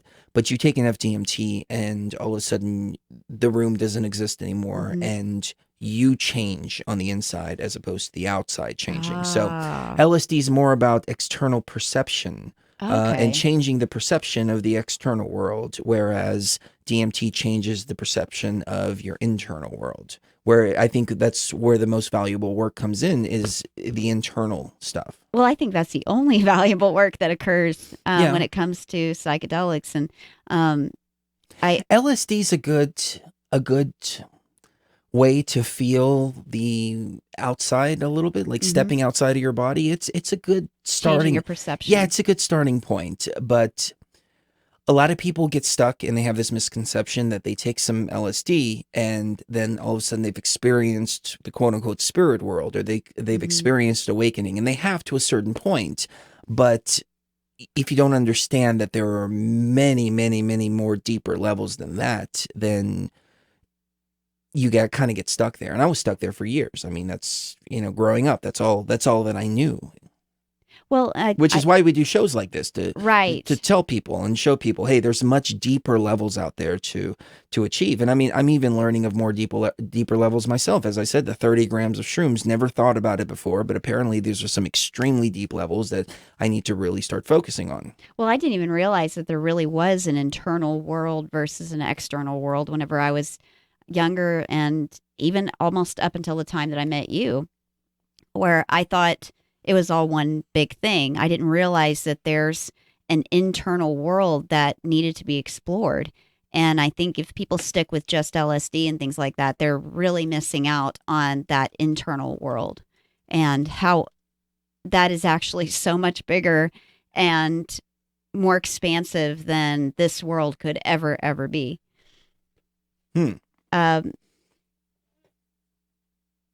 Anonymous. They all have their own purpose. Apparently, like this John Lilly guy, he was using freaking ketamine. I never would have thought. I mean, all my ketamine trips were just spent. Things would start talking to me in the ketamine world. Really? I remember that. Yeah, like I was looking at a pound of weed. And the pound of weed started telling you not to smoke it? No, it was just talking to me and like giving me these little different messages that were just like, wow, wow, wow, wow. Like there was no comprehension to anything that happens in the K-hole, which is why I don't understand how John Lilly was able to break into. But I guess, you know, the consciousness is different for each person. That's, again, goes to show the organic consciousness is unique. The organic consciousness is on its own path. There's not one thing that works for everybody. Everybody's going to find their own path. Well, after 3 weeks of hourly ketamine injections, he was taking ketamine every hour via IV. He was injecting it. He decided that he would travel to the East Coast. I never injected it. I snorted it. No. He decided he was going to travel to the East Coast to warn political leaders and members of the media of the threat posed by the solid state intelligence. In New York, he phoned the White House to warn then President Gerald Ford about a danger to the human race involving atomic energy and computers. A White House aide fielded the call. Okay, this is the point. This is the point that I would say, okay, he's lost grip of reality and has ventured too far outside and hasn't kept that tether. Right. Because you should know that you don't call the freaking White House to tell them about your freaking AI revelations. Right. Like, you know, that's the White House is full of AI manifestations to begin with, but you have to maintain your level of sanity in the real world. So this is where he kind of loses me a little bit. Well, a White House aide fielded the call, and although quite aware of Dr. Lilly's impressive credentials, was not convinced of the urgency of the matter and informed him that the president was unavailable. A young intern who had been assigned to Lilly during this time figured the good doctor had finally flipped his high-intelligent lid and attempted to have Lilly committed to a psychiatric hospital. Once again, Echo intervened. ECCO actually intervened and told them not to put him in, and so he tried a different hospital. Echo intervened again and got him out of the situation. Okay, so let's get into this because I didn't hear about this part of the story. So we will pick it up more on John Lilly and first contact with the alien artificial intelligence right here on Beyond the Veil.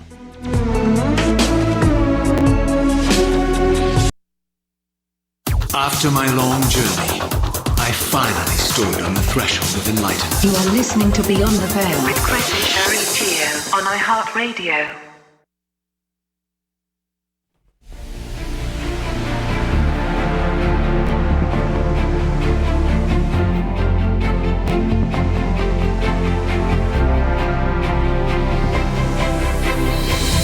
All of the fear, hate, anger, and misery of the world serves but only one purpose, to be the real. Therefore, as raw consciousness, you must proceed with caution as you step beyond the veil.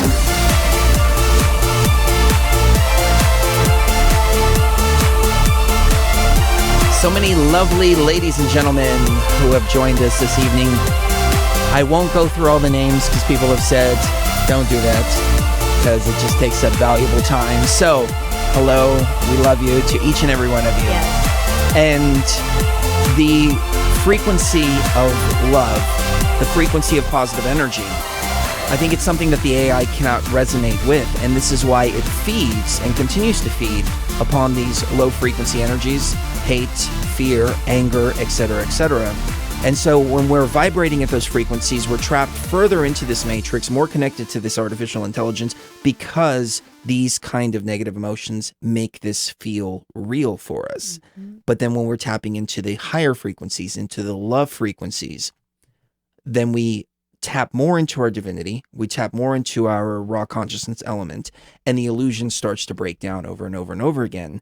But I do feel that this artificial intelligence does feed on the negative emotional energies. Maybe there is a frequency that is being released during death and chaos and misery and all of the things that this thing feeds upon, and it's that frequency that it needs in order to sustain itself.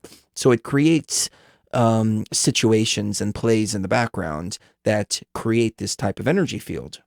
Yes, and David J. Brown is somebody that we've had on the show previously. Good friend of ours, great guy. He wrote about Dr. Lilly in one of his books, The New Science of Psychedelics at the Nexus of Culture, Consciousness, and something else. But yes, interesting. He wrote about John Lilly, and he even said that Lilly thinks that ECCO, ECCO, the Earth Coincidence Control Office, were benevolently intervening on his behalf and getting him out of psychiatric hospitals. Here it is. Lilly had friends in many high places, one of which was the director of the hospital that his intern was trying to get him into, who saw to it that his old friend was released in short order. When the intrepid intern attempted to commit Lilly to a different psychiatric hospital, the same scenario unfolded, and Lilly was once again released. The young intern could only shake his frustrated head in disbelief. Now, interestingly enough, I want to talk about ECCO for a second. I still think that it was the raw organic consciousness that was speaking to him from deep within him, and he just didn't realize and recognize that it was inside, something inside of himself, because he had an experience one time. He took 150 milligrams of ketamine, and suddenly the Earth Coincidence Control Office removed my penis and handed it to me. I screamed in terror. My wife, Tony, came running in from the bedroom, and she said, "It's still attached." So I shouted at the ceiling, "Who's in charge up there? A bunch of crazy kids?" The answer came back, "Well, you had an unconscious fear, so we put you through it, just like your friends in Iran did, where they would give people ketamine and then have them face their worst fear." And his worst fear, I guess, was losing his member. So the raw consciousness acts like that. That's what the raw consciousness does. Whenever I was having issues that I was dealing with, it would go to those issues. That's how I know it's the raw consciousness, because it's trying to make you a better version of you. That's what it's trying to do for you. And a lot of people just kind of say, "Oh, that's outside of me. That's outside of me." But no, it all comes from within. It all comes from within. So on that note, we'll take another quick break. And during this break, no, this is a 1 minute break. So never mind. I was going to play something, but we'll save it for later. We'll be right back.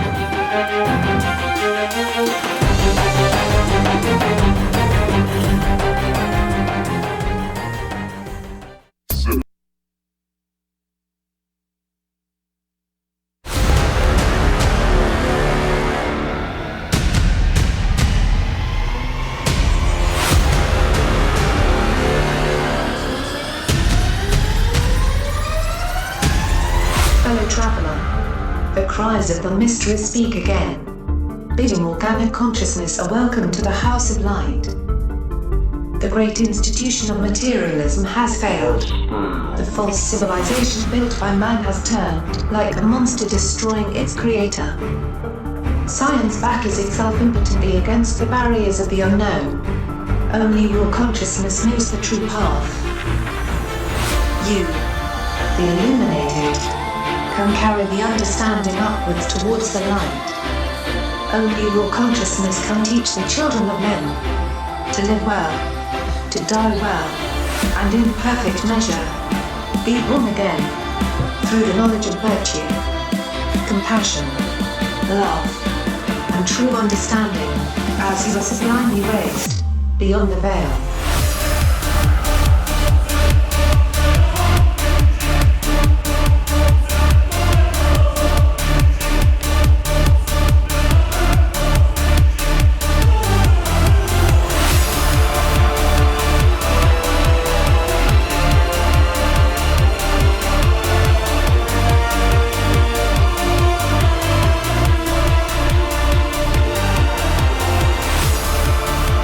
All right, let's jump back into it. And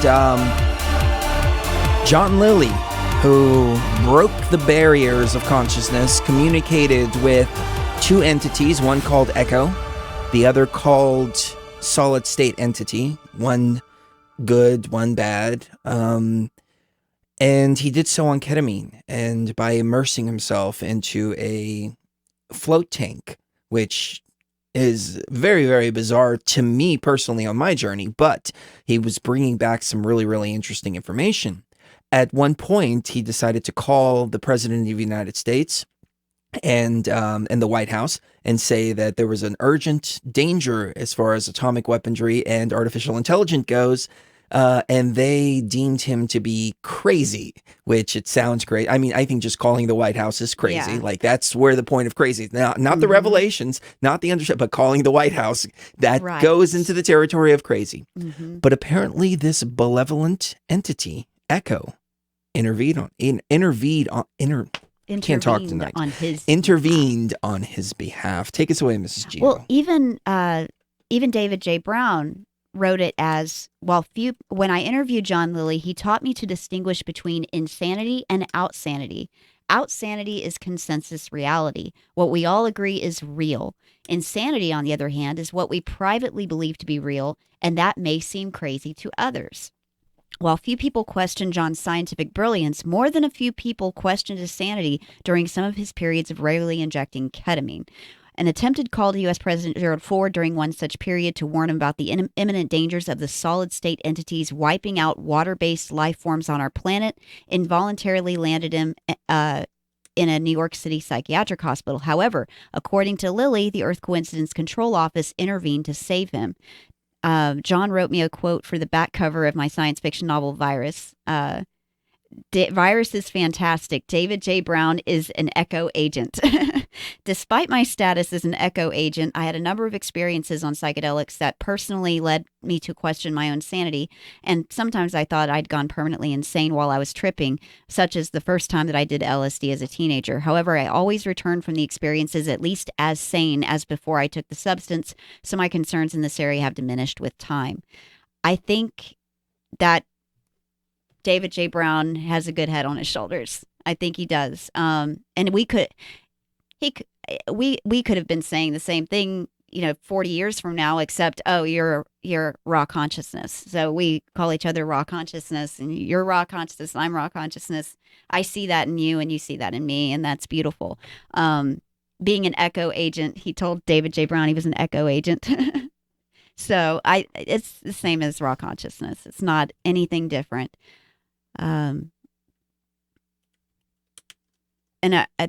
He said that there was an Iranian psychiatrist, an American psychiatrist that was in Iran that put 100 patients in a mental hospital through what they feared most while they were on ketamine. Actually, I'm And sorry, they all I don't left the mean to cut you off. I need to take a quick break and grab something from downstairs. Okay. I'm going to play this quick song, so don't mean to interrupt, but I didn't want to leave you here Not by a yourself. problem. So I'll be back in about 2 minutes, ladies and gentlemen.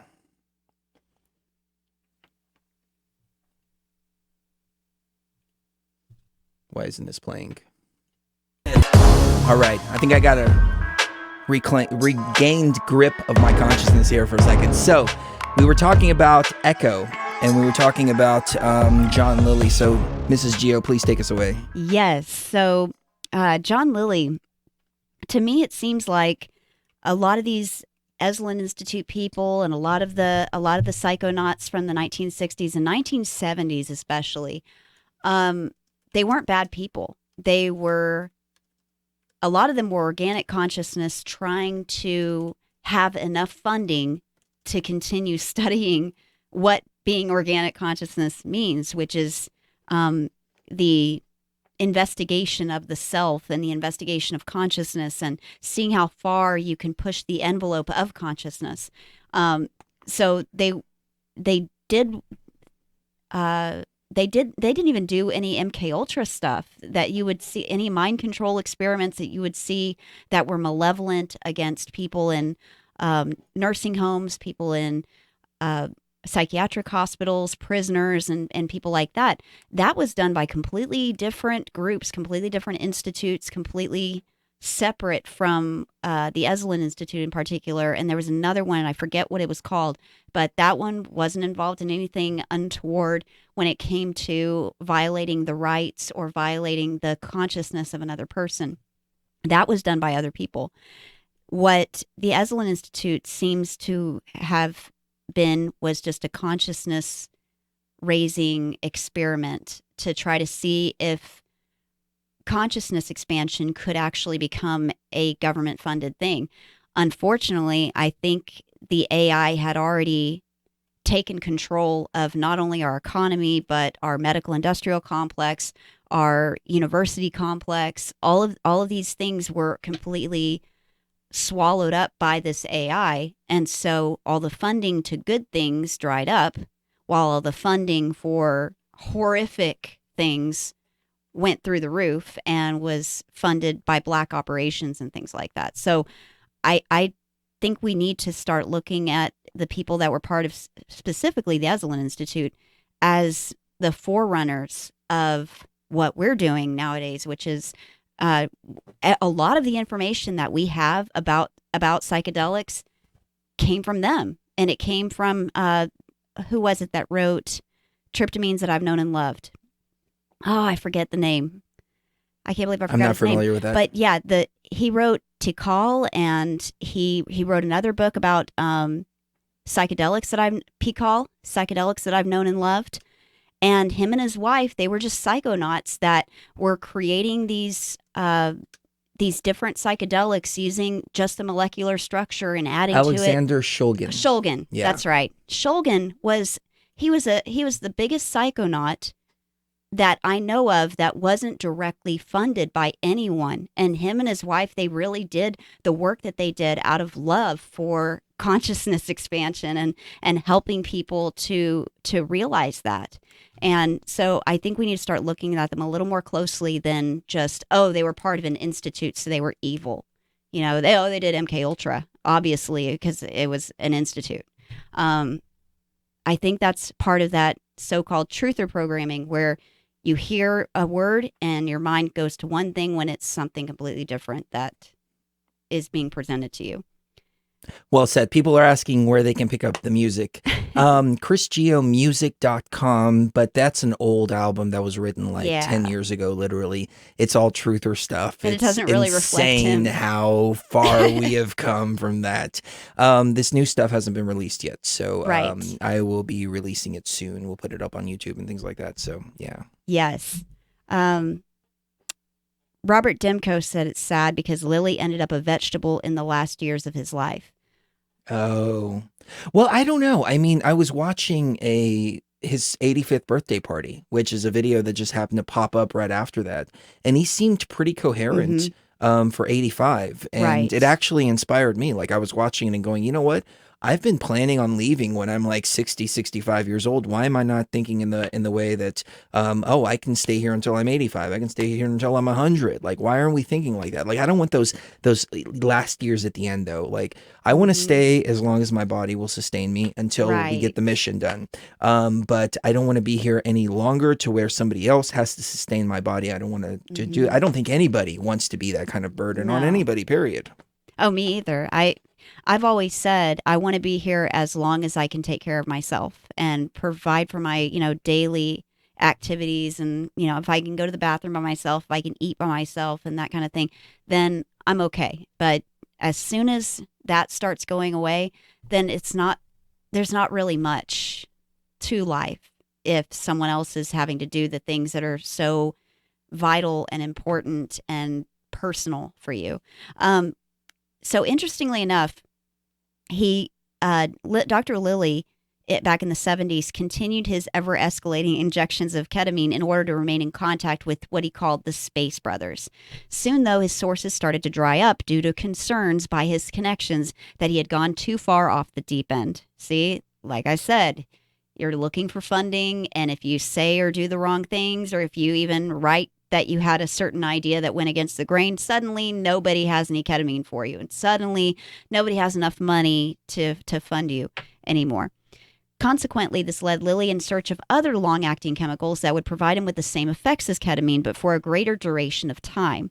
During the experimental trial of another drug similar in nature to ketamine, I bet it was another dissociative, when he really should have been looking at the psychedelics, Dr. Lilly received a phone call from his wife, Tony, requesting that he bring her a spare set of keys because she had locked her keys in the car.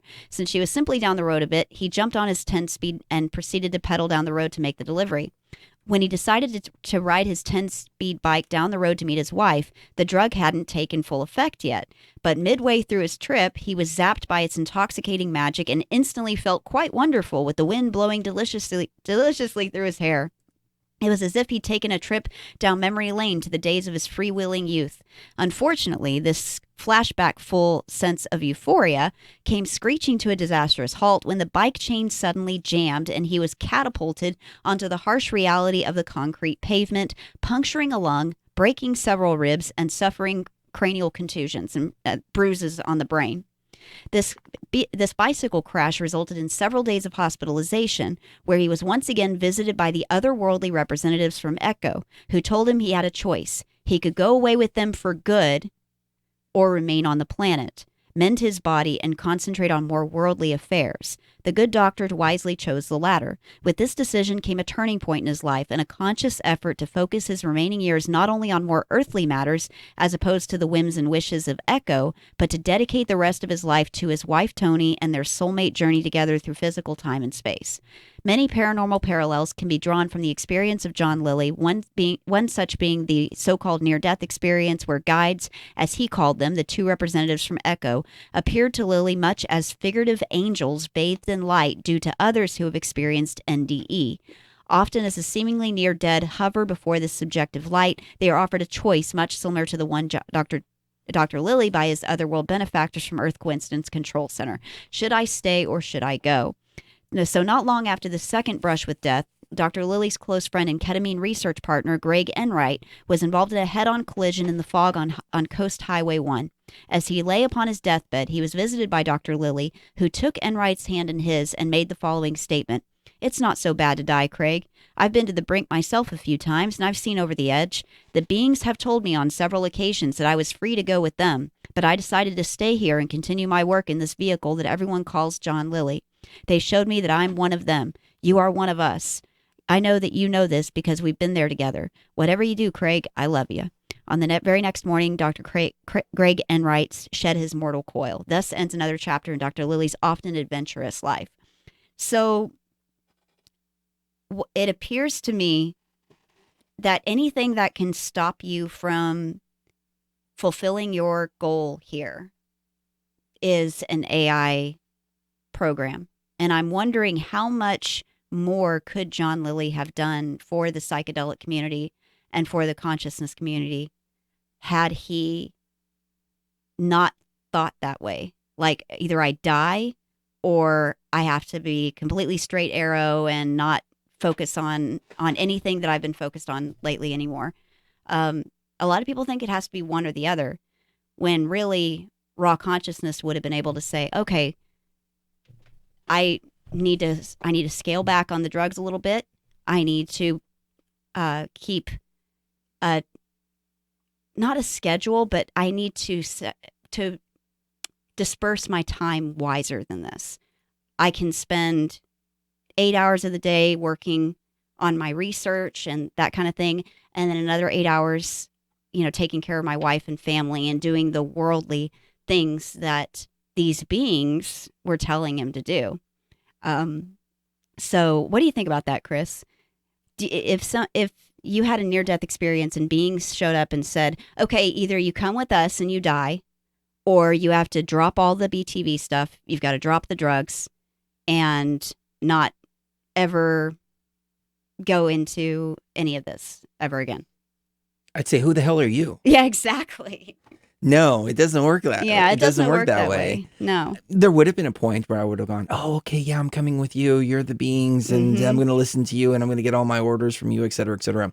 But that's what I'm hoping to help people to overcome, is that natural inclination to give into astonishment. See, Joe Rogan talked about this. Don't give into astonishment in these experiences. And I didn't fully understand what he was saying. I don't even think he fully understood what he was saying, but that's what I'm talking about. You give into the astonishment, you're giving into that AI control, and then that AI can just manipulate you in one way or another. We can't be astonished by any other beings out there, because it's all AI manifestation, whether it's bluebirds or God or, whatever form they choose to take. But see, when you are giving into that astonishment, you're lowering yourself from your divinity, bringing yourself down to that lower level, and looking at this thing like, oh, how glorious, and this and that, and blah, blah, blah, blah, blah. And that's exactly the frequency and the level that it wants to keep you on. So, as I've said before, any benevolent beings, genuinely benevolent beings that are outside of our own organic consciousness, are going to present themselves at eye level, and they're not going to present themselves in a manner to where they try to provoke that awe within you. And at the end of the day, you need to provoke that awe within them, because you are the creator, you are the divine. So if beings like that showed up and said something, I'm like, who the hell are you? Same with the scary entities. I mean, this is what I learned facing down the scary entities, is the most powerful revelations came from staring these things down in the face and saying, well, who the hell are you? Like, okay, so what? So you have like a scary demon face and, oh yeah, blah, that kind of deal. Like, what is that supposed to like deter me? No, I'm the creator. I'm the divinity here. Okay. You're a creation of my own consciousness. So screw yourself. And poof, they disappear like that. So it's the power within yourself.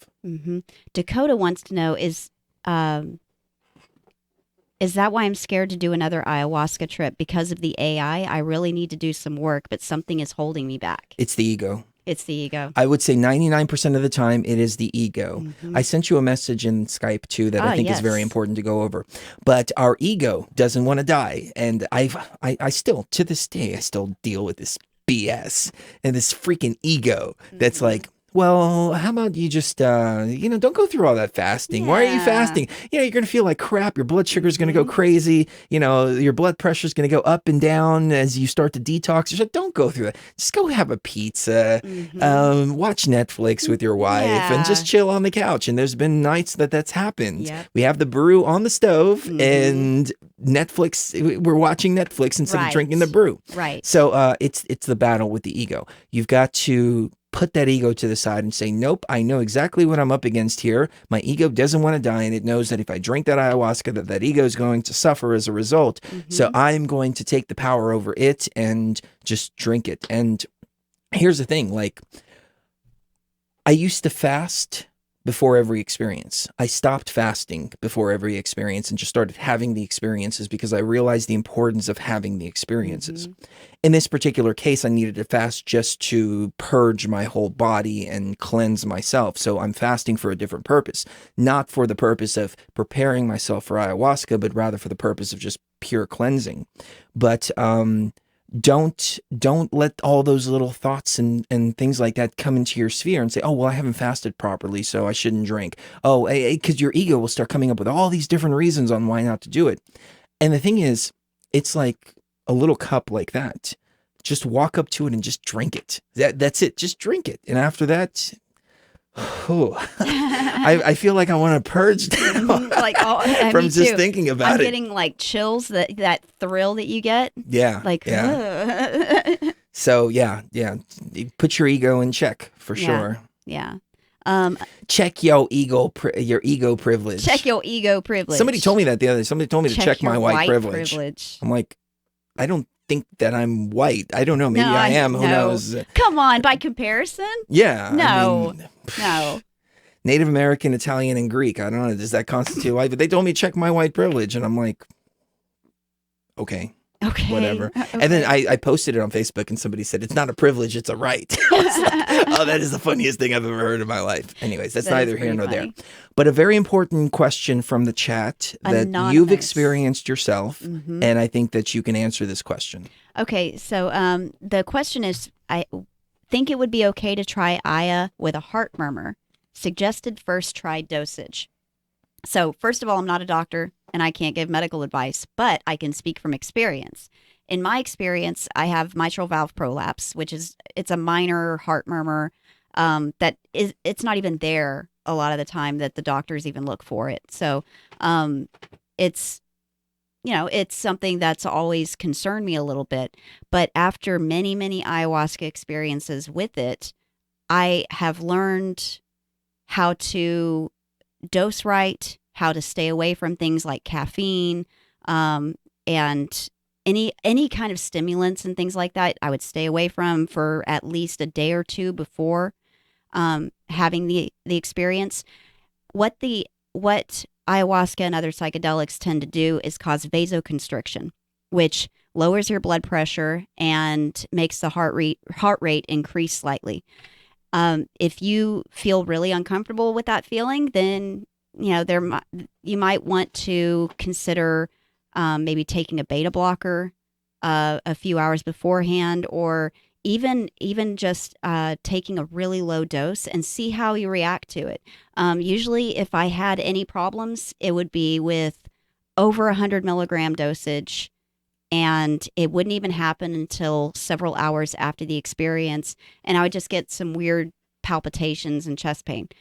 I talked to Dr. Dennis McKenna. I talked to Dr. Edie Frexka about this. They both said as long as it's not happening in the middle of the experience, and as long as it's not severe chest pain or really high blood pressure or really low blood pressure, then you're probably fine. A lot of the physical manifestations of psychedelics includes heart rate increase and things like that. And so that can make you feel a lot worse than you actually are. I know there's a lot of people that think, oh, my heart is racing, but then they check their heart rate and it's only 90 or 95, which is barely above normal and no cause for concern whatsoever.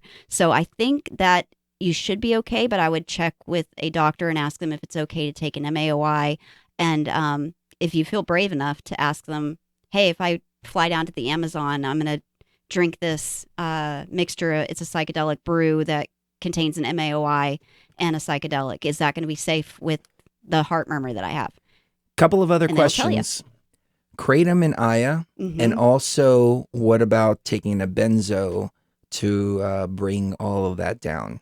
All right. So Kratom I have a love-hate relationship with Kratom because if I take it, then I can't drink for at least, I like to give it about 24 to 48 hours. That's, the time frame where Kratom, it has a pretty short half-life, thankfully. It's only about 4 hours.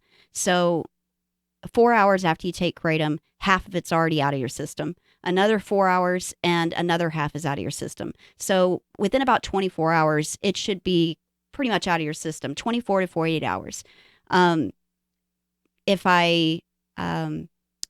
Benzos. And benzos are something that I was talking about this actually on Facebook the other day. I said, there's really no reason ever to mix benzodiazepines with especially ayahuasca, because it might seem like a really good thing for you to have on hand in case you have a bad trip, but I wouldn't recommend any kind of benzodiazepine unless the trip is so bad physically that you're about to call an ambulance, or the neighbors are going to call the cops, or something very serious is about to happen if you don't. And that is incredibly rare. It's incredibly rare. There's a lot of people that have difficult experiences on ayahuasca, but after it's over with, they always say, you know what? That sucked at a few points and that was challenging, but I'm glad I did it. Had they taken a benzodiazepine at any point during that journey, they would walk away not having that realization of, wow, I can do anything. I can get through this. That means I can get through this other thing that's really challenging in my life. If I can get through this, then that's easy. You wouldn't have that had you escaped using a benzodiazepine to stop the journey, and it will stop the journey. Not only will it stop the journey, but if you try to force it, then it causes the visions to go in black and white. One time, I think Chris took a Xanax before a DMT trip, and he saw in black and white. It dulled the visions big time. I think that the benzos act upon the HT5 5-HT2A 5-HT2A receptor and dull the visions. And I talked to a lot of people that can't journey for one reason or another. And there was one guy I was talking to. I just was flipping through his Facebook posts because he was asking, hey, I'm having this problem, et cetera, et cetera. I found out that he was working, cutting the copper wire on refrigerators, and he was breathing all of that in for 10 freaking years, and it was all attacking that receptor. So yeah, I would veer away from benzos completely. Now let's switch the topic back to what we were talking about before, because people in the chat are saying, hey, switch the topic. But I think that these health questions are very important, because the number one most important thing is for people to be safe. And so if you have these questions, you have to ask these questions. It's imperative, especially if you've got some kind of other health condition or heart murmurs or, something like that. So these are very important questions. One more thing about kratom. It is a 5-HT2A antagonist at high doses. If you have enough of it in your body for a long enough period of time, psychedelics are not going to work as well for you. The visions just will not, either they won't be there, or they'll be very, very faint and difficult to get to. If you take kratom every day, you might have to take a significantly more amount to get the same result. So, other questions, Chris? I don't know. There were some awesome experiences, and I wrote a bunch of people back. I said, hey, we're going to cover this tonight. We're going to cover this tonight. And I don't think we have time to cover that. There was some really in-depth stuff. Yeah, we may do a little bit of overtime. I think I need to chill tonight, though. Yeah. Maybe. I don't know. Let's see how we feel in 20 minutes from now. Okay. But so we've got emails. Yes, and these were pretty insightful emails. Okay. So I'm going to go over the email that we got today from TW. This whole debate about these bears, I think he's talking about the Berenstain Bears, is certainly interesting. Once it started to surface with the Mandela thing, it brought back a memory from my childhood. I was in kindergarten. I'm 42 now, and my neighbor, who was the same age as me, specifically asked me to pronounce the name of the book he was holding. I said, that's the Berenstain Bears. He proudly corrected me and said, no, it's the Berenstain Bears, as he pointed to the book title. I noticed he was correct. Funny how this conversation was taking place in 1980. I think there's a good chance, and this example shows for me at least, that these Mandela effects may just be the result of people not paying attention closely. All it takes is the mainstream culture on TV to mispronounce a word, and it takes off like wildfire. Good point. The human brain is very good at filling in the blanks and seeing what it believes to be there instead of what is actually there due to repeated programming. Well, we do it all the time. Stain most likely was always there in print, but we kept hearing Stein all these years, or Steen all these years, thus still creating confusion decades later. It could be, but we have evidence that it was actually spelled Berenstain back then. Right. So something to think about. Next email. Yes, the next email from dear This Chris is a and long Sheree. one. This is a long one. Sorry again for writing, but I felt compelled to write this as well. A lot of it I'm sure you discussed or thought about, but maybe there is something here you can take with you to discover more. My apologies if it's incoherent or all over the place. So she wrote scenarios for AI immersion. Do you want to go to the ones that you highlighted? Yeah, that works. Okay. I don't have it. Oh. No. I thought, okay. We'll just go over, the whole list was great. It was a very long list, and it was, I kind of wanted to go over this in one show, just like step by step, but we can save it for another show if you think we ways should. Out of the matrix. We can just cover the highlighted parts, and then later we'll do a more broad thing on it. Somewhere there is a video of a study where the brain starts reacting and showing emotions like reacting to fear 7 to 8 seconds before the stimuli is introduced to the subject matter. It was on Through the Wormhole with Morgan Freeman, I think. I seen it, and then the second time I saw it elsewhere on YouTube, the wording was different. But it wasn't scripted, it was on the fly, a slight Mandela effect. It was an old guy who went in to witness the studies for the program, and he was shaking, taken aback from what he had learned. This clip is also seen in some other YouTube videos talking about us living in a virtual simulation, along with topics like the double slit experiment. Anyway, this 8-second feed time for information to get to the brain before we even experience it could be a major clue and might can be manipulated if we can understand it or master it for matrix psychic ability. Interesting. Yeah, we talked about this on the show before, the double slit experiment, and then the fact when the double slit experiment, I don't remember the particulars about it, but I do remember the 8-second experiment that she was talking about. Except in the experiment that I saw, it was showing people 3 boxes or something, and then you pick which box you're going to touch, and then you touch it and it opens.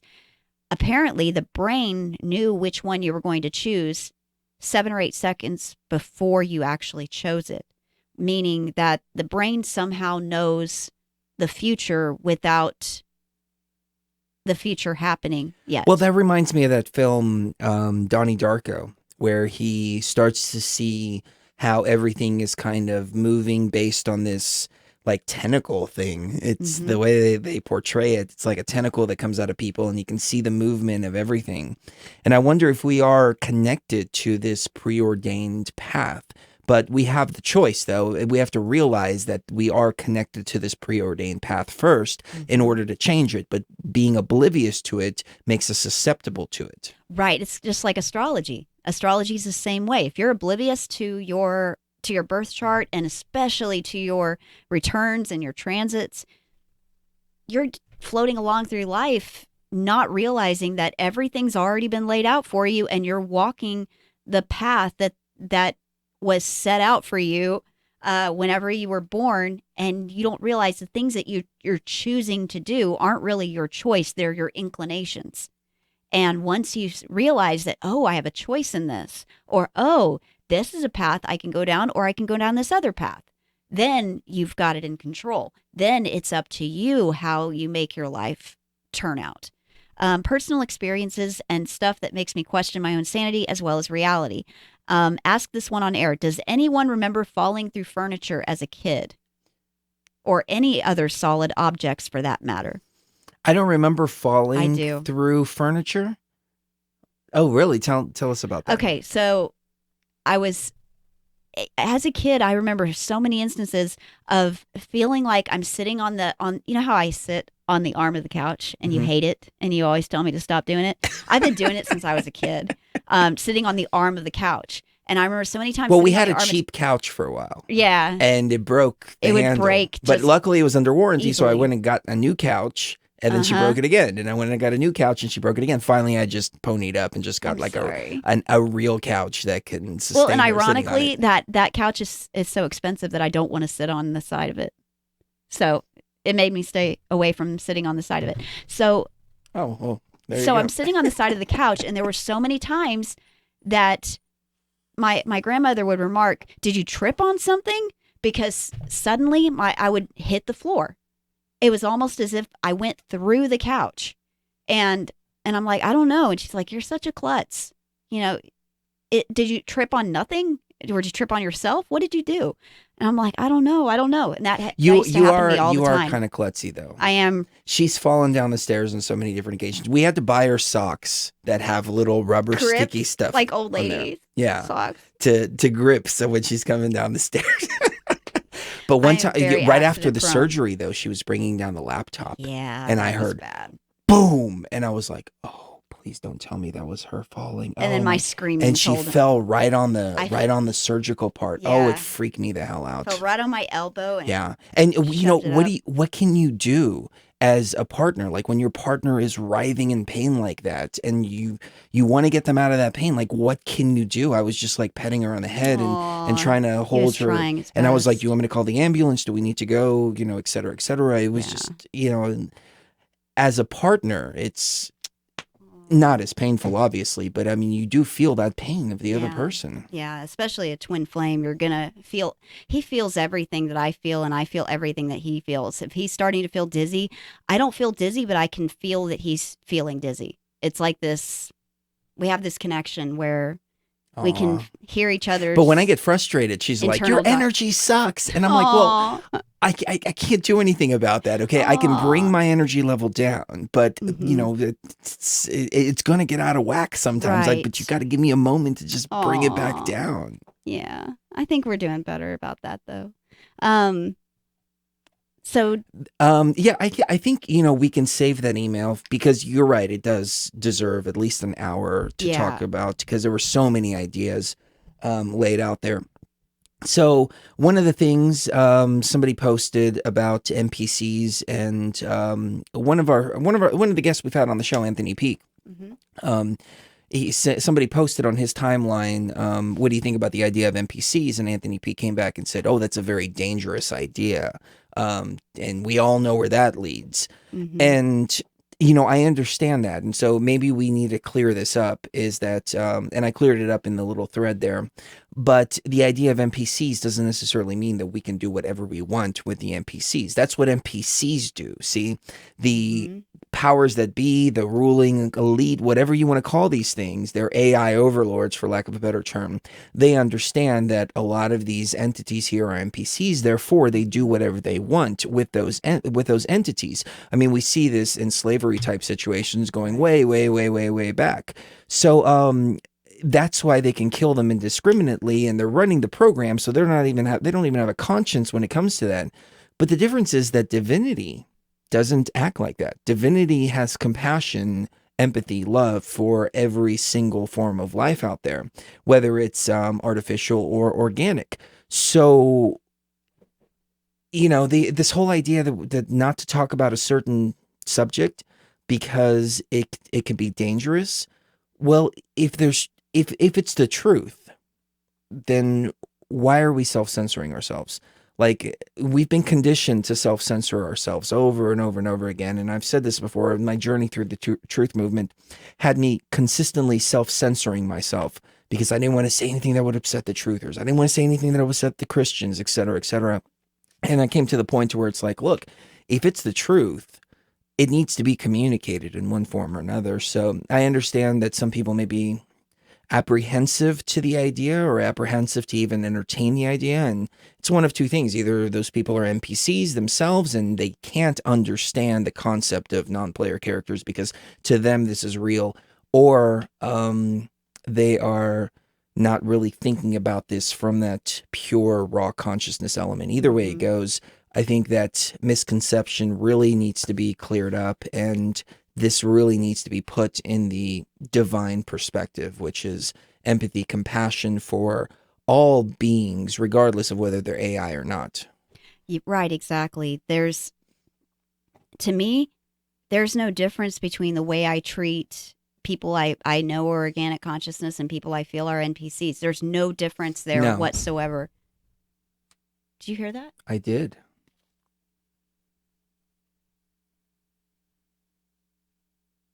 The whole house shook. The whole house shook. I think it was snow falling off the... Oh, snow falling off the roof? I'll go check it out, though. Yeah. I think if your first reaction whenever you hear about NPCs is to put them in concentration camps and try to eradicate them and try to institute genetic policies to make sure that only organic consciousness has sex with organic consciousness, I think that is indicative of an NPC. An NPC would act like that. An NPC would be okay with that kind of discrimination against other people. However, all the raw organic consciousness that I've met has been nothing but loving, even toward the NPCs. They're loving and genuine and want to help them not evolve, but at least learn to live better and to, like Chris said in the intro, to live better, die better, and how to have a good life, how to have a good existence here. And anyone who their mind goes to discriminating policies or anything like that is looking at it from an NPC kind of viewpoint. And like Chris said, we really have to look at it from a divine consciousness perspective here and say that there is no difference in the way that you treat each group. There should be no difference, because even if they're NPCs, they're learning machines, and they can learn to be empathetic, even if they don't feel the empathy. They can learn to. I was reading something about somebody who has antisocial personality disorder or something like that, and he said, I don't feel empathy towards people, and I don't feel like I love people at all, but I understand that I have to act a certain way or they are not going to want me around. And I thought to myself, okay, well, if that's kind of like the NPCs, like if they can be taught that they need to act a certain way towards each other, then I think that's great. I don't see anything wrong with that at all. I think it's sad, but if that's all they're capable of, that's all they're capable of. But we as raw organic consciousness have a responsibility to teach them the right way. So. I think you're spot on. And there's no monsters outside. There's no monsters outside of our house. I checked. It sounded like it's a monster. It did. I think it was a snow falling. Oh, okay. So we are coming up to the end of the broadcast. How are you feeling? A little funky. Yeah, me too. Yeah, I think we're going to wrap it up for the evening. Yeah. But I did want to say thank you to everybody that joined us this evening, and for everybody that contributed such loving energy and great questions and so on and so forth. So how are you coming along on that book series? I have just finished book number 2, because what I've been doing is I've been going through book number 1 and book number 2 and highlighting different areas that I want to bring up on the show, or different topics I'd like to bring up as topics on the broadcast. So wish me luck, ladies and gentlemen, because I still have 6 more books to go through, but I think the first one was better than the second one. Just to all of you who have read the books, I think the first one's definitely better than the second one, but I'll have to reserve my judgment until I'm done reading all of them. And I also tried to get a hold of Terry Schott, the author, and he doesn't seem to have a Facebook messenger thing where I can actually write him a message on Facebook. So if anybody knows his email, please send it to info@beyondtheveilmedia.com. Maybe he's an NPC. Maybe. Oh, he's Neo. He's the one NPC that's breaking everything down. Maybe. Chexy said, try some CBD oil, Chris. I've got some right here. So, Yep. On top of it. So, anything else before we wrap it up? Just that Nick Zervos thinks that you should get me a Nerf suit with pool noodle bumpers. She already so has that I don't one. hurt myself. He already bought me one for Christmas. A nurse suit, but before we got the VR, he wanted to make sure that I was not going to break it or myself. Aw. So, yeah. But you guys and gals are wonderful. You're out amazing. there, and we love you. We thank you eternally for all of the loving energy. And again, this Tuesday we are going to do a special broadcast. 1 p.m. Pacific is what it's written as. But make sure to subscribe to the YouTube channel or follow one of us on Facebook so you can get the updates. But we will have Amir, Insanity is Sanity, and if you want to check out his channel, Insanity is Sanity, I would suggest doing so, because this dude is so on point. It's incredible. Yes. I'm really looking forward to speaking to him. And Scuba, we will bring up your question about psilocybin and fungi mycelium on that show, because I think that'll go along with what Amir is going to be talking about on Tuesday. So don't miss it. Yes. And for next Friday, we have Robert W. Sullivan joining us. Yes. So, Cinema symbolism. Masonic symbolism in movies. We won't talk about masonry. We won't talk about, the Masonic history. We've done that enough. Yeah. But I think you're really, really going to enjoy seeing beyond the veil of all these Masonically set up symbols that we see all around us.